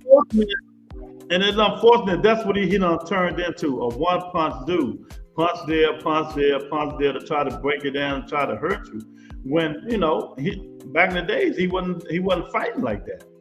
You know? And I don't know, man. I don't want to see it again, but if they fight, hey, it is what it is. I think it's gonna be an outcome, same outcome. They asked Crawford. They asked Crawford if there's gonna be a rematch. He was at the Raider game, and a Spanish guy was interviewing him. I don't know what Spanish channel it was, but he was interviewing him, and is there gonna be a rematch? And he kind of, we'll see. You know, I'm gonna be on vacation now. He kind of deflected it a little bit, but I think there's a rematch coming. It's time to see Bud fight a boxer puncher. Somebody gonna give him the same thing he give up with people. A lot of movement, stick and move and stuff like that. He ain't fought one of them in a long time. Hold on, long time. Yo, man, he ducked Teofimo, man. Made him run out to 168. Man, stop. This man said he ducked Teofimo Lopez. He made him run all the way to 168, Doug. Man, you out of order, man. You out of order. Look, hold on, though. I want to ask this. So, man, you made me forget my question. HLD saying that crazy shit. Man, you just said that crazy. You were going to say something about boots. No, it wasn't about boots. What I was going to say? Dynamic fighter that he's never fought before. And he needs to fight somebody like that is what Rebuttal was saying. Oh, no. A lot of folks told me before the fight, they said, man, Bud, his legs washed up. You know what I'm saying? He done got older. He can't use his legs like he do no more. He done fell in love with his power. All of that kind of stuff. That man, I think he understand how to fight. Y'all think that Bud, because of the way he was moving, y'all think his legs gone now? I'm gonna say they were gone. I think they were just good enough for a Canelo. Well, he was moving, but really, was it because of him or was it that Canelo legs wasn't moving? Right. That's what I'm saying. That's what I'm trying to say. So it was just good enough for a Canelo. You know, it wasn't good enough for a young fighter like Madrimov. Man, Yeah. hold on. How you scored the Madrimov fight? You had Madrimov beating Bud? Or you thought it was a draw too? It was a very close fight. You know, very reminiscent. I didn't give Bud many of the first few rounds at all. Clearly, you don't ever give Bud none of the first few rounds. No, man, not if you're not doing shit. You gotta do something. Bud and then against the champion, you gotta do something, bro. Man, Bud came out faster than Canelo did, especially in the first round. The second round, he kind of calmed down some. I don't know, man. I didn't give him any of those. I didn't give him anything. The power shots that Canelo was landing were more effective than the pity-patty Olympic-style punches that he was trying to throw. I thought Bud caught a lot of them shots. Bud didn't throw a power shot. Bud didn't throw a power shot to round 6, man. So you telling me the man only threw jabs the whole first round? That's all he was doing, bro, and running. Hold on, the whole first 5 rounds. He only threw 5 rounds, bro. He wasn't doing shit. You out of order, man. He wasn't doing shit. I didn't watch the fight twice. I'm glad you're not a judge. I'm gonna go back and watch the fight. Hey man, you're gonna throw pity-patty shots versus a guy who's trying to take your head off. Whose punches are gonna be validated more? No, I mean I understand, but what I'm saying, in my opinion, and like I said, I thought Bud, he came out, he had the right game plan. He boxed early. He stayed behind his jab. He let his hand. I thought he let his hands go much more. Look at my consistent scoring, though. Listen to my consistent scoring the way I did it. But that's because you've seen it one way. And in the second half, Bud was the more. I mean, there was no domination. It was just he was the more effective boxer in the second half than Canelo, and he took all those rounds except round 8. Man, I think he took the wheel out of Canelo in that fight, bro. Like I said, Crawford had won round 6, 7, 9, 10, 11, and 12. I gotta go back and watch it. I gave all those rounds basically almost in a row, except for round 8. I gave him all those rounds in a row to Crawford. No favoritism. Yeah. I saw it like that. That's the way I saw it. Yeah, Crawford, you did more. Crawford, you did more there. So what you scored? How you scored Canelo defense in that fight? Actually, Canelo had some good defense at parts of that fight where Crawford's was whiffing. His jab wasn't even reaching. The only defense I saw that Crawford had was that running. That was his defense. Whoop! Let me get out of here. Let me get out of here. I didn't see no flipping and none of that. Man, Bud was catching. Bud was catching a lot of these. Man, Bud was doing a hell of a job catching punches in this fight. Look, when Canelo wanted to go to the body, he dropped them bows, step to that side, and take a little steam off of it. What round was that? Round 10, 11? Here we go. I'm just saying. I gotta go find the exact round. Canelo was throwing the one shot to the body a lot in the fight, but at the same time, man, I don't know, man. I don't know. And I didn't score. I didn't score because I was caught. But when you call in the fight, it's hard to just score it, if that makes sense. But the thing was when I would watch, I'm like, man, Bud doing everything. The first, he catching, he shooting. Catching and shooting was there in the first half? What? I'm talking about the fight in general. That's why I say I got to go back and score it directly. Oh, Bud didn't do shit for the first 5 rounds. He didn't do shit. I know I gave Bud the first round. I gave Canelo the second round. I remember that specifically. And then how did you get Bud the first round? How the hell did Bud get the first round? Because he was behind the jab and Canelo couldn't. No, man, what jab? Air jab? Man, come on, man. HLD, you ain't giving no credit what credit is due. No, man, because you guys are really going overboard. I told you what I scored it. I said it was somewhere between 8-4 and 9-3. I didn't see Canelo winning nothing. The second round. Look, the second round for sure. Probably either 4. I can't remember if it's 4 or 5. Probably 4 and 5 for me. And then I believe, like HLD said, 8. If I'm gonna say 4, I give him 8 in the second half. But in that, I was on a live panel, and this is what I'm hearing. I mean, I'll just give it. What you mean you give? You got to earn your rounds, bro. What you mean you're gonna give it because of sympathy? Because you can't believe that your man is acting like Lomachenko versus Tio in the first half. The only sympathy rounds was for Canelo. No, man. You can't have sympathy when the man's out punching you with power punches. What are we talking about? Sympathy. Canelo wasn't landing. A jab does not count more than a power punch. All right. Simple as that. Defense count more. What? Well, running? Nah, the way he went. All right, you got it. Right. Running. You go. I'm gonna have to take a day and make my edit of. I bet you out of the 36 minutes. Out of 36 minutes, we're going to have about 22 to 24 minutes of Bud running. Come on, man. Hey, you only got 30 seconds of highlights. All Twitter's only showing is three highlights. I'm not looking at Twitter highlights, man.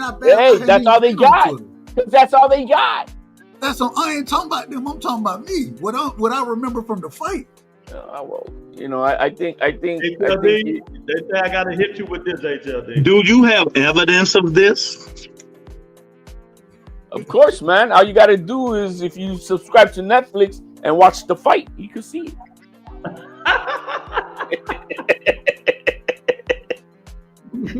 Hey, I wonder, does YouTube copyright you for Netflix? I don't know that yet. I don't know yet. I don't know. That make me nervous. I don't know. I think they would. I think they would, guys. Yeah. That make me nervous, anyways. Because like all the fights, like all the movies and stuff, they when they go onto Netflix, they're licensed for a certain period of time, and they own those exclusive rights for that period of time. Before how they say, oh, the last week for this movie on there and whatever. Yeah. Because they try to be hardcore to keep it. That's something that they're gonna have to talk about, with Netflix, because. Can we use these clips? Yeah. Can we use these clips? Can we not? It's something that got to be talked about. You're right. Yeah, because normally I put a clip up, but I ain't fucking with that. Let's see if I could get a word in with Nakisa and they be tripping. Yeah, see if where's the hard stance with Netflix? So they are. Hey, look, man, they put in a lot of money. Yo, the production, the way they take care of everybody with everything, bro. Nobody in boxing does that. Nobody does what Netflix does. Why ain't none of you dudes talking about Monster Endo fight? Bro, I was because it came on at 7 in the morning. Right? Yeah, and the crazy thing is, I like MJ Akhmadaliev, but I ain't even had a chance to go back and watch the fight. Mm-hmm. I ain't even went back and watched it, so I can't tell you nothing that happened in that fight. Hey, where can you watch it back? I didn't even know where to find it. The brother had to tell me, you got to go to Facebook to find the fight. I said, I ain't even got a Facebook. Damn, I haven't been on Facebook in I don't know how long. That's what I'm saying. Like, man, I ain't never watched a boxing fight on Facebook, bro. Never. Hey, man, I meant to tell everybody I appreciate y'all, man. I had like 14,000 views 2 days ago. Appreciate it. 9,000 views yesterday. My butt entertainment doing this thing. Hey. Doing a thing. And I might bring Francois Scarborough Jr., interview him next week. I don't know what day. I'm just letting y'all know that. Okay. I thought you were going to say Francois Bosa. That's my guy. And I'm gonna get Jaleel back on here. He look, his last fight, he looked pretty good. Get Jaleel major hack. But it ain't Jaleel Hack. He changed the name to the Mexican, the Black Mexican. Hackett. Man, He changed I his ain't gonna name. lie to you. I watched that fight, man, and Elijah, what's his name? Elijah Vines, he ain't no horrible fighter or nothing. Man, they went in there, bro. That was another one just in the phone booth. I'm like, good. Exactly. They were just in the phone booth. But hey, That's how he fight. and they both took some good shots. But when Jaleel started dropping them hooks on his, man, that brother, I was like, oh, come on, bro, you got to get out of there, man. You need to get on your bicycle if you want to survive. He couldn't survive. Yeah, so I'm gonna hit him up, try to get him back on the show. I had him on there. Because he owed me an apology and he ain't gave it to me yet. I'm about to call him. What did he owe your apology for? I forgot what fight it was. Keith Thurman. When Keith Thurman came back, he said Keith Thurman was going to lose. When I interviewed him, and he said Keith win, he'd come back and give me an apology. That nigga been ducking her since. Hey man, his dad funny as hell, man. His dad be having me cracking up, man. Yeah, man, but it's Shout some out good to, fights, young up-and-coming fights, man. But y'all know Top Rank got all the young up-and-coming fighters. So they gotta hurry up and do something, man. They gotta hurry up and do something. Hey, and I didn't realize how much Top Rank really used to fill the gaps for us. Yep. So if it wasn't no huge fight or anything like that, you would still have some decent a lot fight. of upcoming guys on the Top Rank card. Whereas now, because they ain't putting on shows right now, it kind of just get kind of stagnant real quick.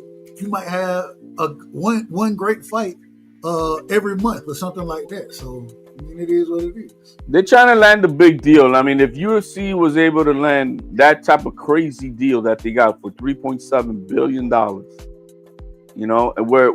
ESPN wasn't trying to offer them nowhere near that type of money.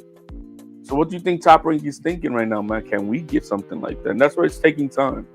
Hey, man, real quick, shout out to Big Dog Willie in the building with the $2 in the super chat. Shout out to my brother Big Dog. Big Dog said, Canelo fans are going out bad and sad. Favorite fighter.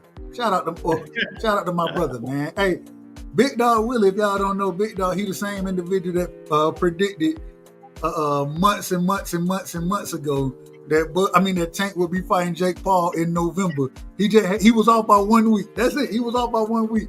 He's been saying it for the longest. So shout out to the truth teller, my brother. Yeah, he wasn't the only one said it. And after he fight Jake Paul, they're going to fight Manny Pacquiao. And then he gonna I've be been gone. telling people this. Hey, real quick, going since Big Dog came up, do y'all think that Tank right now is Tank a first ballot Hall of Famer? If he finish up with, I'm gonna tell you why he's going to be there. I'm gonna tell you why he's going to go. Okay. Because of his size. 5'5", fighting these guys, putting them in the dirt, winning these fights. He's going to be there. I don't know a first ballot, but I know he's going to go. But he don't care, so it doesn't matter. What you think, HLD? He's a globetrotter, bro. Globetrotters don't belong in there. Globetrotter don't belong in the Hall of Fame? Nope. Ooh. So you ain't got to be in the first ballot Hall of Fame. First ballot? You ain't got him going to the Hall of Fame at all. At all. Wow. I think Tank get in. I don't know if it's on the first ballot, but now I think Tank get in. All the rest of them bombs that's in there, he get there's in a different what now. Does he get in? That's different. Do I think he's a Hall of Hell? No, he ain't. But can he get in? I mean, they let Tim Bradley get in there. You know what I mean? No, I feel you, and I think the criteria. You know what I'm saying? Like, I really don't know what the criteria is. Standard is low, man. Standard is low. Can anybody tell me what the criteria is to get in the Boxing Hall of Fame? To me, growing up, just get a couple of names on your resume and win decisively. That's how I look at it. Because these niggas. When I was growing up, the criteria is simple. When the name comes up, hey, is this guy a Hall of Famer? And you know immediately, yeah, that's a Hall of Famer. It's not even a question. You know, you're like, yeah. But when you gotta go,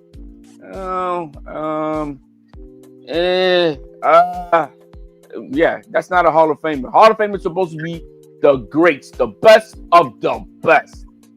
And that's what that young man was. Man, all right. Hey, real quick, Knight Rider, he said wins championships in how many weight classes and got to be retired at least 3 years. That's the Hall of Fame right there. Okay. Hey, Luke, we had this conversation all the time about Bud. We had it about Earl. Excuse me, I said Earl. Errol. Looking at Tank resume, what you think about it? It's all right. Ain't nothing to jump overjoyed about. He got a better resume than Bud, dude. Who? Tank. Oh, Tank? Yeah. Nah, Bud got a little bit better. Whew, okay. They already Jared, bro. Tank is so history that they already took him off the pound for pound list, bro. But see, y'all saying things. See, y'all saying things that he don't care about. That's it's not about caring. We're just talking about if he's gonna get in the Hall of Fame. And the same people who vote for that bullshit pound for pound are the same people who vote for the Hall of Fame. And in less than just one fight, he's already off of it. Yeah, because anybody can make the Hall of Fame. NFL can make the Pro Football Hall of Fame. The criteria is just crazy, man. It's a popularity contest amongst the writers. That's all. Tim Bradley made it in there because he was on ESPN, right? And he had the push by Top Rank and ESPN to get him in. You know, hey man, you know the same writers that are invited to their fight, they're gonna have to do something solid. So that's how Tim Bradley got in there. If they made the criteria, you had to fight 5 world-class champions all in their prime to get in the Hall of Fame. A lot of these niggas wouldn't make it. Nope. There should be a criteria. I think including the rightside favorite fighter. Devin a Hall of Fame already.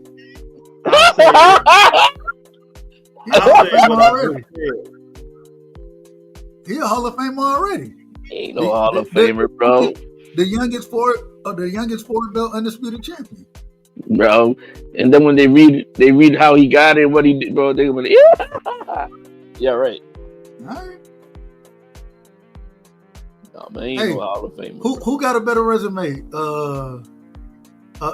Don't say it. Tio or Devin? Oh, of course, Tio's got a better resume. Oh, you out of order, bro.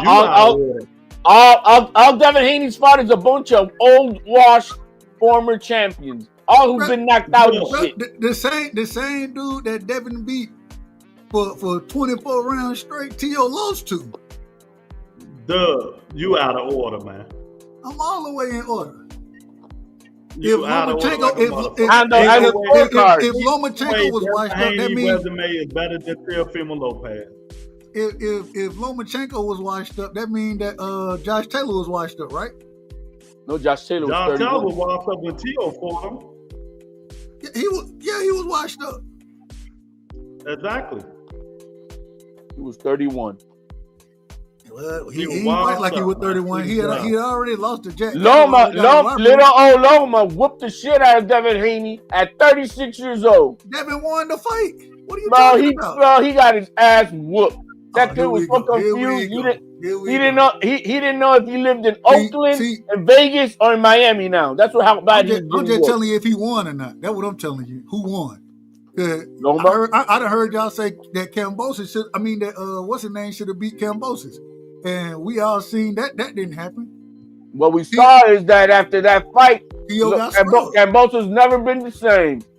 Man, Kambosos wasn't the same because of Devin. He wasn't the same because he had to fight Devin. That's why he wasn't. Devin didn't even give him a bloody nose in 24 rounds. Q dropped him and had his face all fucked up. Beat that man pillow to post. Doug, let me ask you a question, Doug. Let me ask you a question. and I just want to ask you this. Why are you giving? This is for argument purposes. Why are you giving Devin? Give me your criteria. The fight when he fought George Kambosos. Say it again. You said he fought George Kambosos, right? He So beat that George was Kambosos. was that a hell of a win? Well, T.O. lost to him. I'm just asking you a question. Devin, You gotta Haney- mention- If I beat if I'm talking about resumes and I whoop somebody that you lost to, I mean that goes into the How did he resume. whoop him? How did he whoop him? All right. So Yo, the and reason that first you fight- say- wait a minute, HLD, you giving Devin Haney George Kambosos just because Teofimo Lopez lost to him? Really? That what you That's the saying? only reason. That's the only reason we know George Kambosos. Because Teofimo Lopez lost to him. That's the only So reason that's we why know you that giving man. it to him. That's the only reason we know him. Okay. I was asking. Am I lying? Am I lying about that? So Devin Haney's career is built off of Teal's back. T.O. It's fought hilarious. T.O. fought everybody. He fought everybody that well, the notable names, Kambosos and Lopez. I mean, and Loma, like Devin did, and Devin beat both of them. T.O. beat one of them. Your guy broke the record for holds on that first fight with 58. You can't prove that because It was on the telecast. Ain't nobody ever took a stat of that ever. It again. was So on you the can't prove telecast. It was can't on the prove it. telecast. Yes, you can, but because it was on the you can't- telecast. It was on the telecast, but you've never seen that stat anywhere else. Never. Yeah, because it's so ridiculously outrageous Here we that go. they're like, damn. So, but you can't say 58. you can't tell me it broke the record or anything if it ain't never been. It's not a stat. It's ESPN made it a stat. How many times did Bud clinch in this fight? Very little. I think maybe 5-6 times. How many times when Ryan fought Tank Davis? How many times did Tank clinch in the fight? Nowhere near. You don't know, and the reason you don't know is because it's not a stat. Ask me how many times Devin Haney was hugging Kambosos. How many times did Devin clinch Loma? No. I said about Kambosos. See, when the stat you want to use is only for one fight. 58. When he clinched Loma 58 times versus a nobody. He clinched Loma 58 times?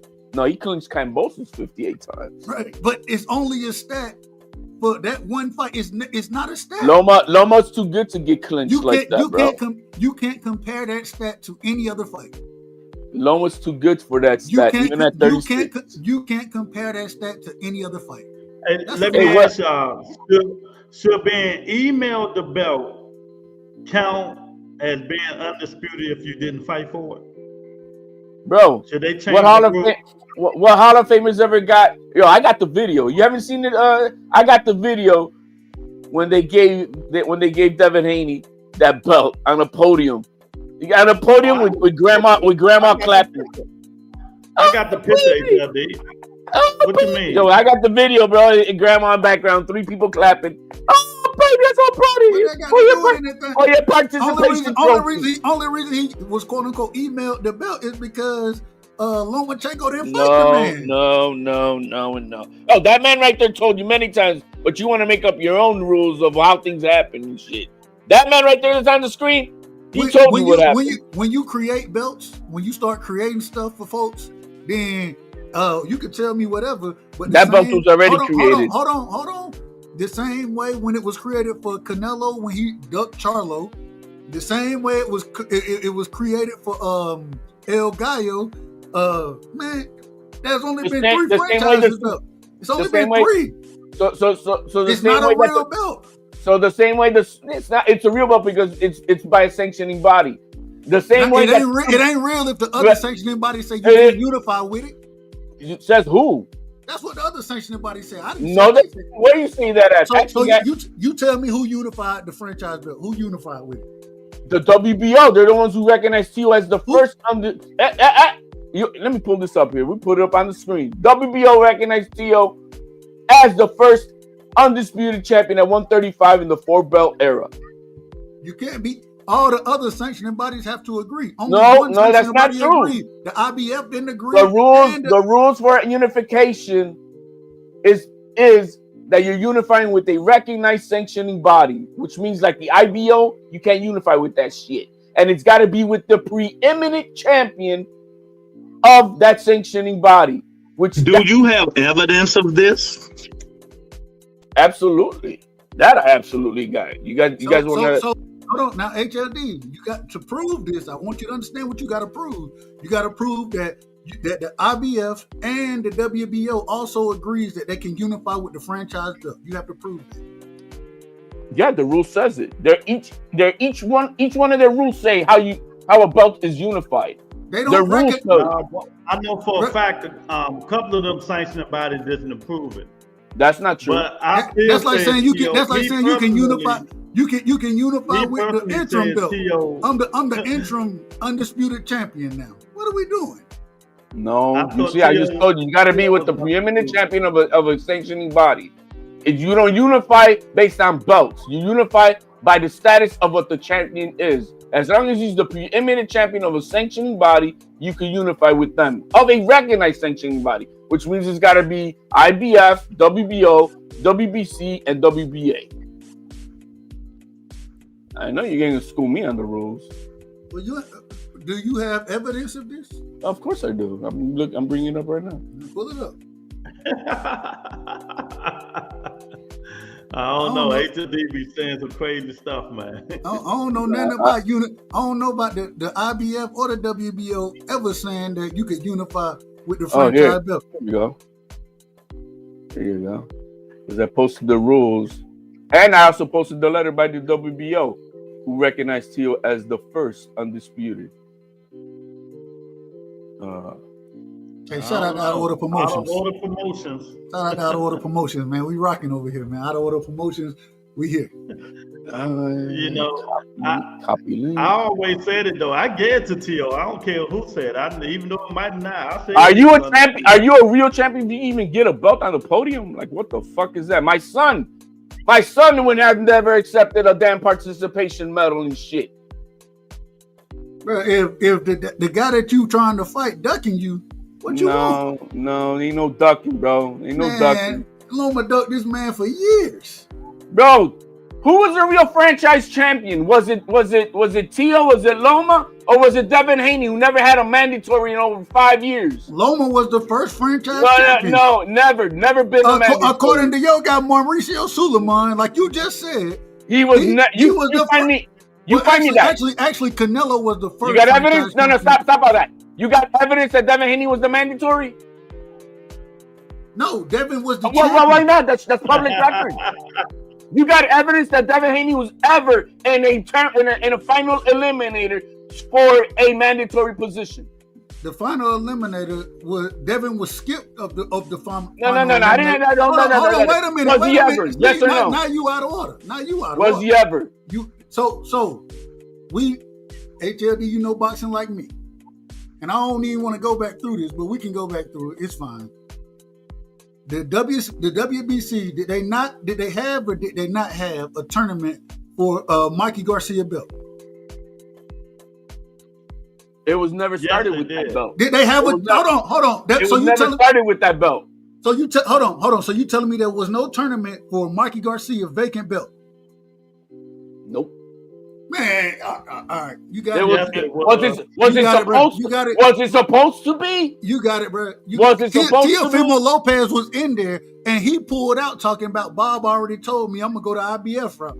Yeah, because you cannot match because he was in the tournament though. You're skipping what I'm talking about.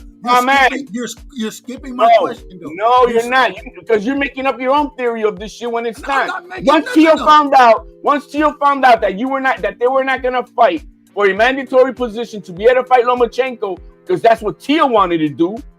Because Tio's been calling out Loma. No, that's not true. Tio bumped out that and said, no, I'm gonna go fight the IBF route so I could get my belt in the ring. That's not what happened. That's not what happened. That's exactly what happened. No, you didn't want to.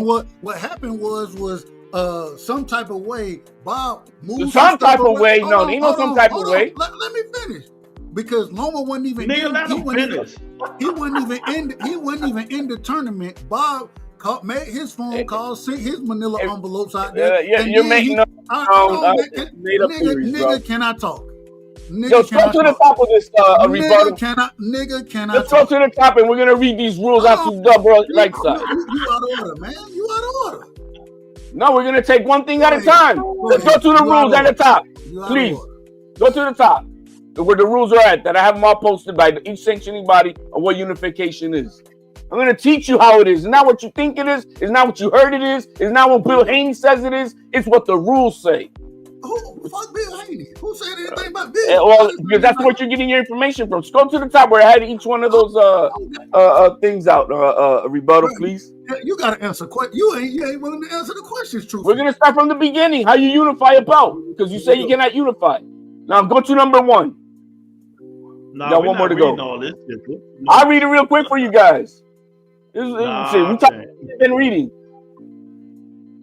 Each one of those tells you how each one. Those are the rules specifically from the each sanctioning body, and not where none of them say anything about that it's got to be within. No, it doesn't matter with any specific. It means that as long as you're with the preeminent champion, that means the number 1 champion that each sanctioning body has. That's with who you can unify with. The rules are right there, as clear as day. It's not that I make it up. That's from their rules. Now scroll down to the bottom if you don't want to read all that, but I got that for you, Dub Rats, so you can have it for yourself. Now to the bottom where it's at, just read that. Can you click on that yellow where I got it highlighted? I don't know if you can make it bigger.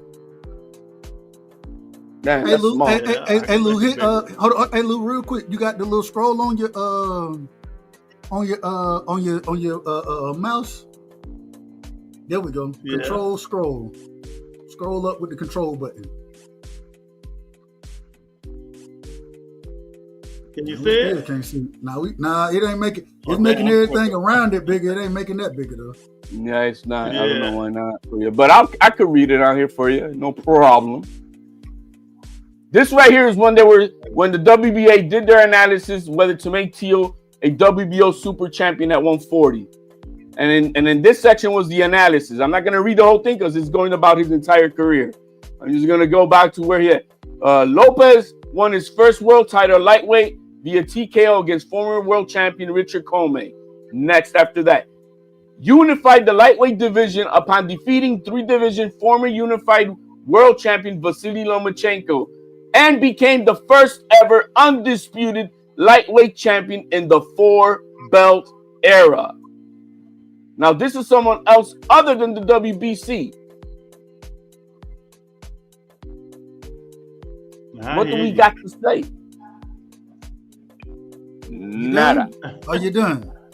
Nada. But you ain't gonna let me talk. When I started talking, you. I got, but do you got evidence of what you're gonna say? Hold on, see, I started talking. You started trying to bring evidence though. I'll be quiet, but just bring the evidence of what you're gonna say. Go ahead. I'll mute.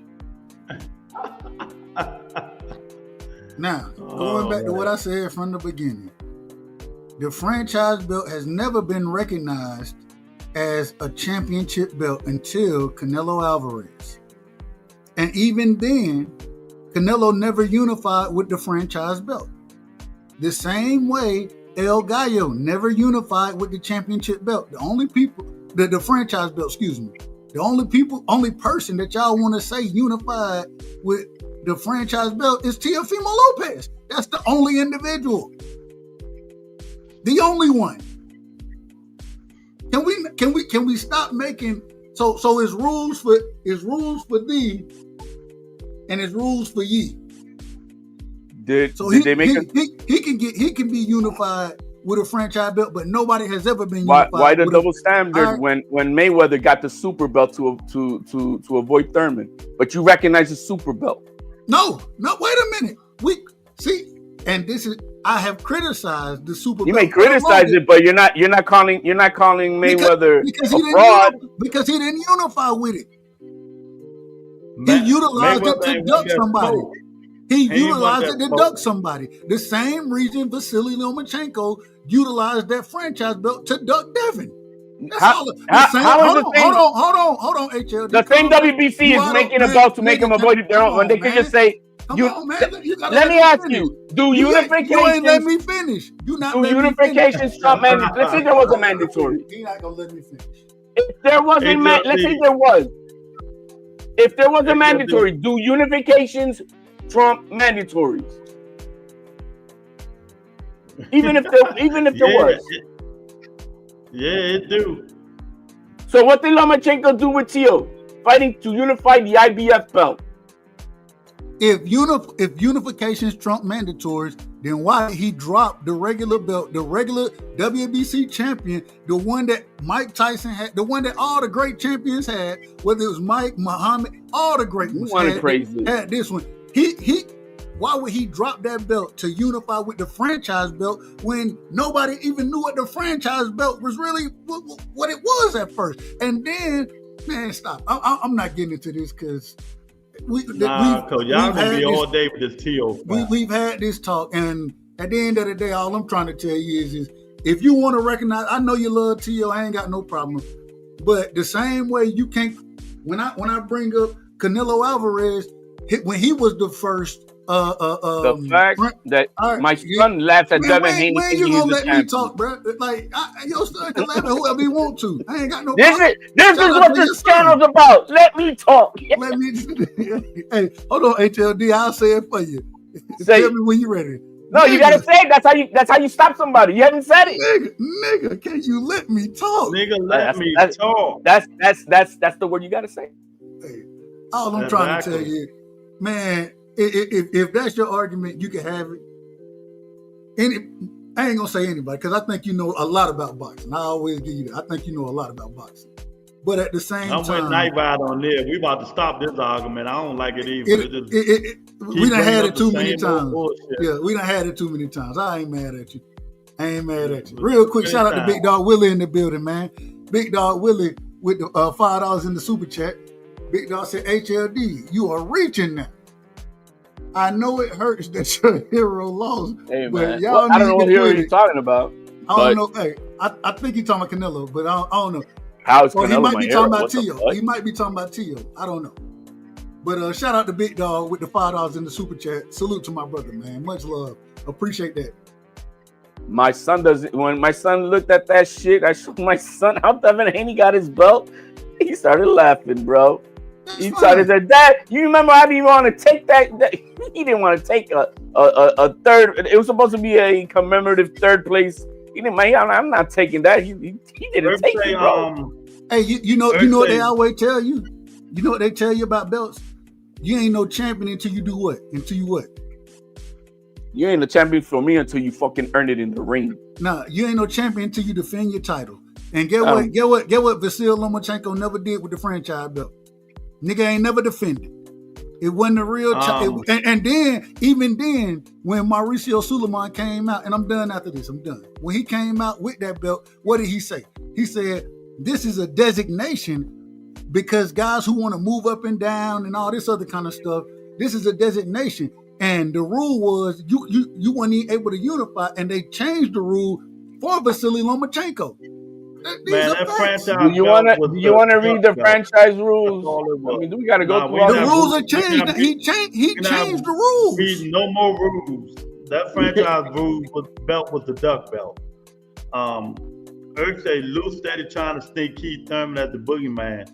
Floyd would have whooped that. I don't know. That Floyd that fought Andre Berto, I don't know if he would have whooped that Keith Thurman. That's why he fought him, Eric. So since Dub Rightside is saying you're not a champion until you defend it, that means Devin Haney was never a 140 champion. No,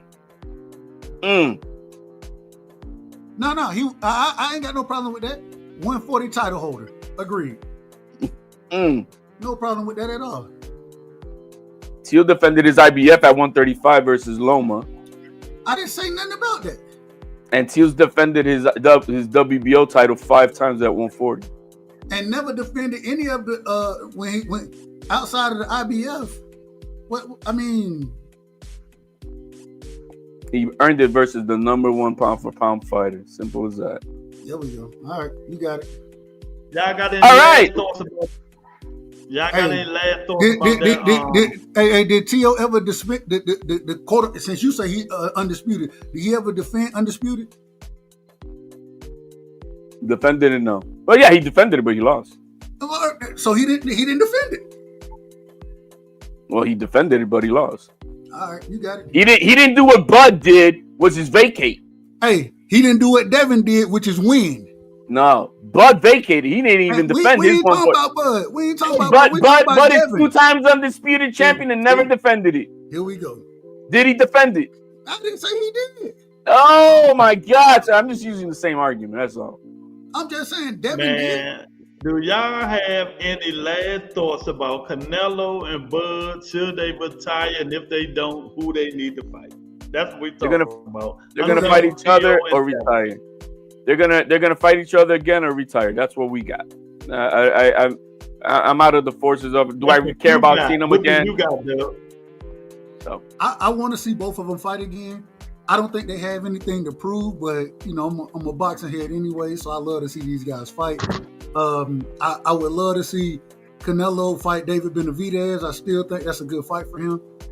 Well, I ain't gonna lie to you. I think David Benavidez beat the brake shoes off of him now. Dude, you are so damn mad. No, Man, you see why Canelo never fought him. Yeah, I agree. After what I just seen, if you're gonna throw in, if you're gonna pop shot, you know what I'm saying, being more or less of a come forward fight, you gotta at least throw in combination to get yours off. Fight behind your jab. I don't think that Canelo, I don't think he'll ever fight David Benavidez, but I would love to see the rematch. I think it's a good rematch. different style fight, man. You got a come forward fighter versus a guy who's on his bike. It's not the same type of fight. I understand. And I think I agree with what Lou said. This is the crazy thing to me. With Shiraz, what is Shiraz? Shiraz about 6'4", ain't he? Yeah, something like that. Yeah. So if you're not going, and Benavidez is what? 6'1", maybe? 6 foot, 6'1"? Yeah. Well, Dave Benavidez? He like 6'2" and a half. Is he? Okay. I get still. If you're talking about the bigger guy, I think Shiraz is the bigger, longer, rangier fighter. I just think that David Benavidez got a different type of dog in him, and nobody don't really want that smoke with him. So. Benavidez is the bigger guy, bro. He's got that transgender body, bro, full of fat. Man, you gonna get Come on, man. You seen him, bro. You said the transgender. The words of HLD is not the words of the Rebuttal Entertainment. So what does right side? That's the HLD word, not the Rebuttal Entertainment. Benavidez got titties, bro. We see that, bro. Come on now. Hey, man, look, the man used to. Hey, he said he used to be fat, but he was able to get that weight off of him, and now he's a skinny fat now.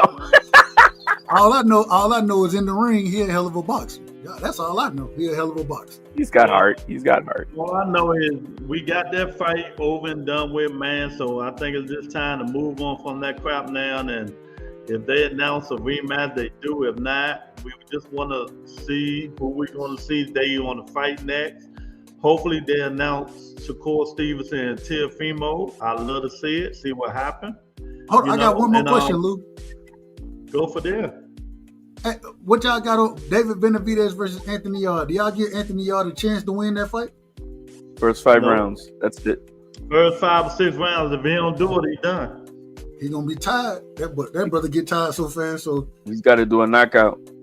And the thing about it, Dave Benavidez is gonna make him tired because he's gonna make him work. Yeah. Man. You know, so I don't know. Yarde got to exactly. Yarde got a punch his chance. That's exactly what I was about to say. But I don't think. And it's capable. Happen. He's capable of doing it, but does he get it done? You got 5 rounds to get it done, man. You know, and that's it. My thing is, I think Anthony Yarde, man, even though, like y'all say, he get tired in fights, when he fought Beterbiev, the man, he got heart too. I watched him sit down and just thought, hey, let's do it then. I can't move no more. Let's go.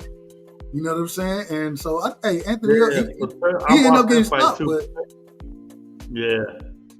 But he showed a lot of heart. Minute. But he showed a lot of heart in that fight. Yeah. So y'all get our final words, man. It's time to go to bed. Man, shout out to my brother Lou. Shout out to HLD. You know what I'm saying? Y'all make sure y'all go sub to these brothers. HLD say he coming out with the video of what it is, HL 24 minutes of Bud on a bicycle. Okay, 24 minutes of Bud on the bicycle, man. So y'all go check that. Y'all go check my brother out, man. I know we get passionate up here, but man, I ain't got nothing but love and respect for these brothers. And man, at the end of the day, if y'all make sure y'all sub over here as well. And this is, man, nigga, can I talk? That's it. That's all we doing, man. So much love to y'all, brothers. When we talk about Teofimo Lopez, ain't nobody gonna get a word in. Hey. In the words of Dub Rightside, Teal's 2-time undisputed. Peace out, people. I never said that. What are you talking about? Say that. Did you say 2-time undisputed? That's what he said. What a second time I still don't agree with the first time, but what a second time even came from? Do you have evidence of this? We'll give him 2-time. Dub Rightside said it, bro. I ain't never said that. But hey, we'll give him 2-time lineal, man. We'll give him 2-time lineal. We'll give him that. All right, bro. I appreciate y'all every Tuesday. Nigga, can I talk? You know, I don't know what we're gonna be doing next week because ain't no fights, man. But we'll figure it out. We'll find something to talk about. We'll figure it out. Peace out. Much love, man. Peace. Hey, much love to all y'all. Rightside, HLD. We see y'all later. You know, we out of here. Shout out to Bud Crawford for doing what he said he was going to do.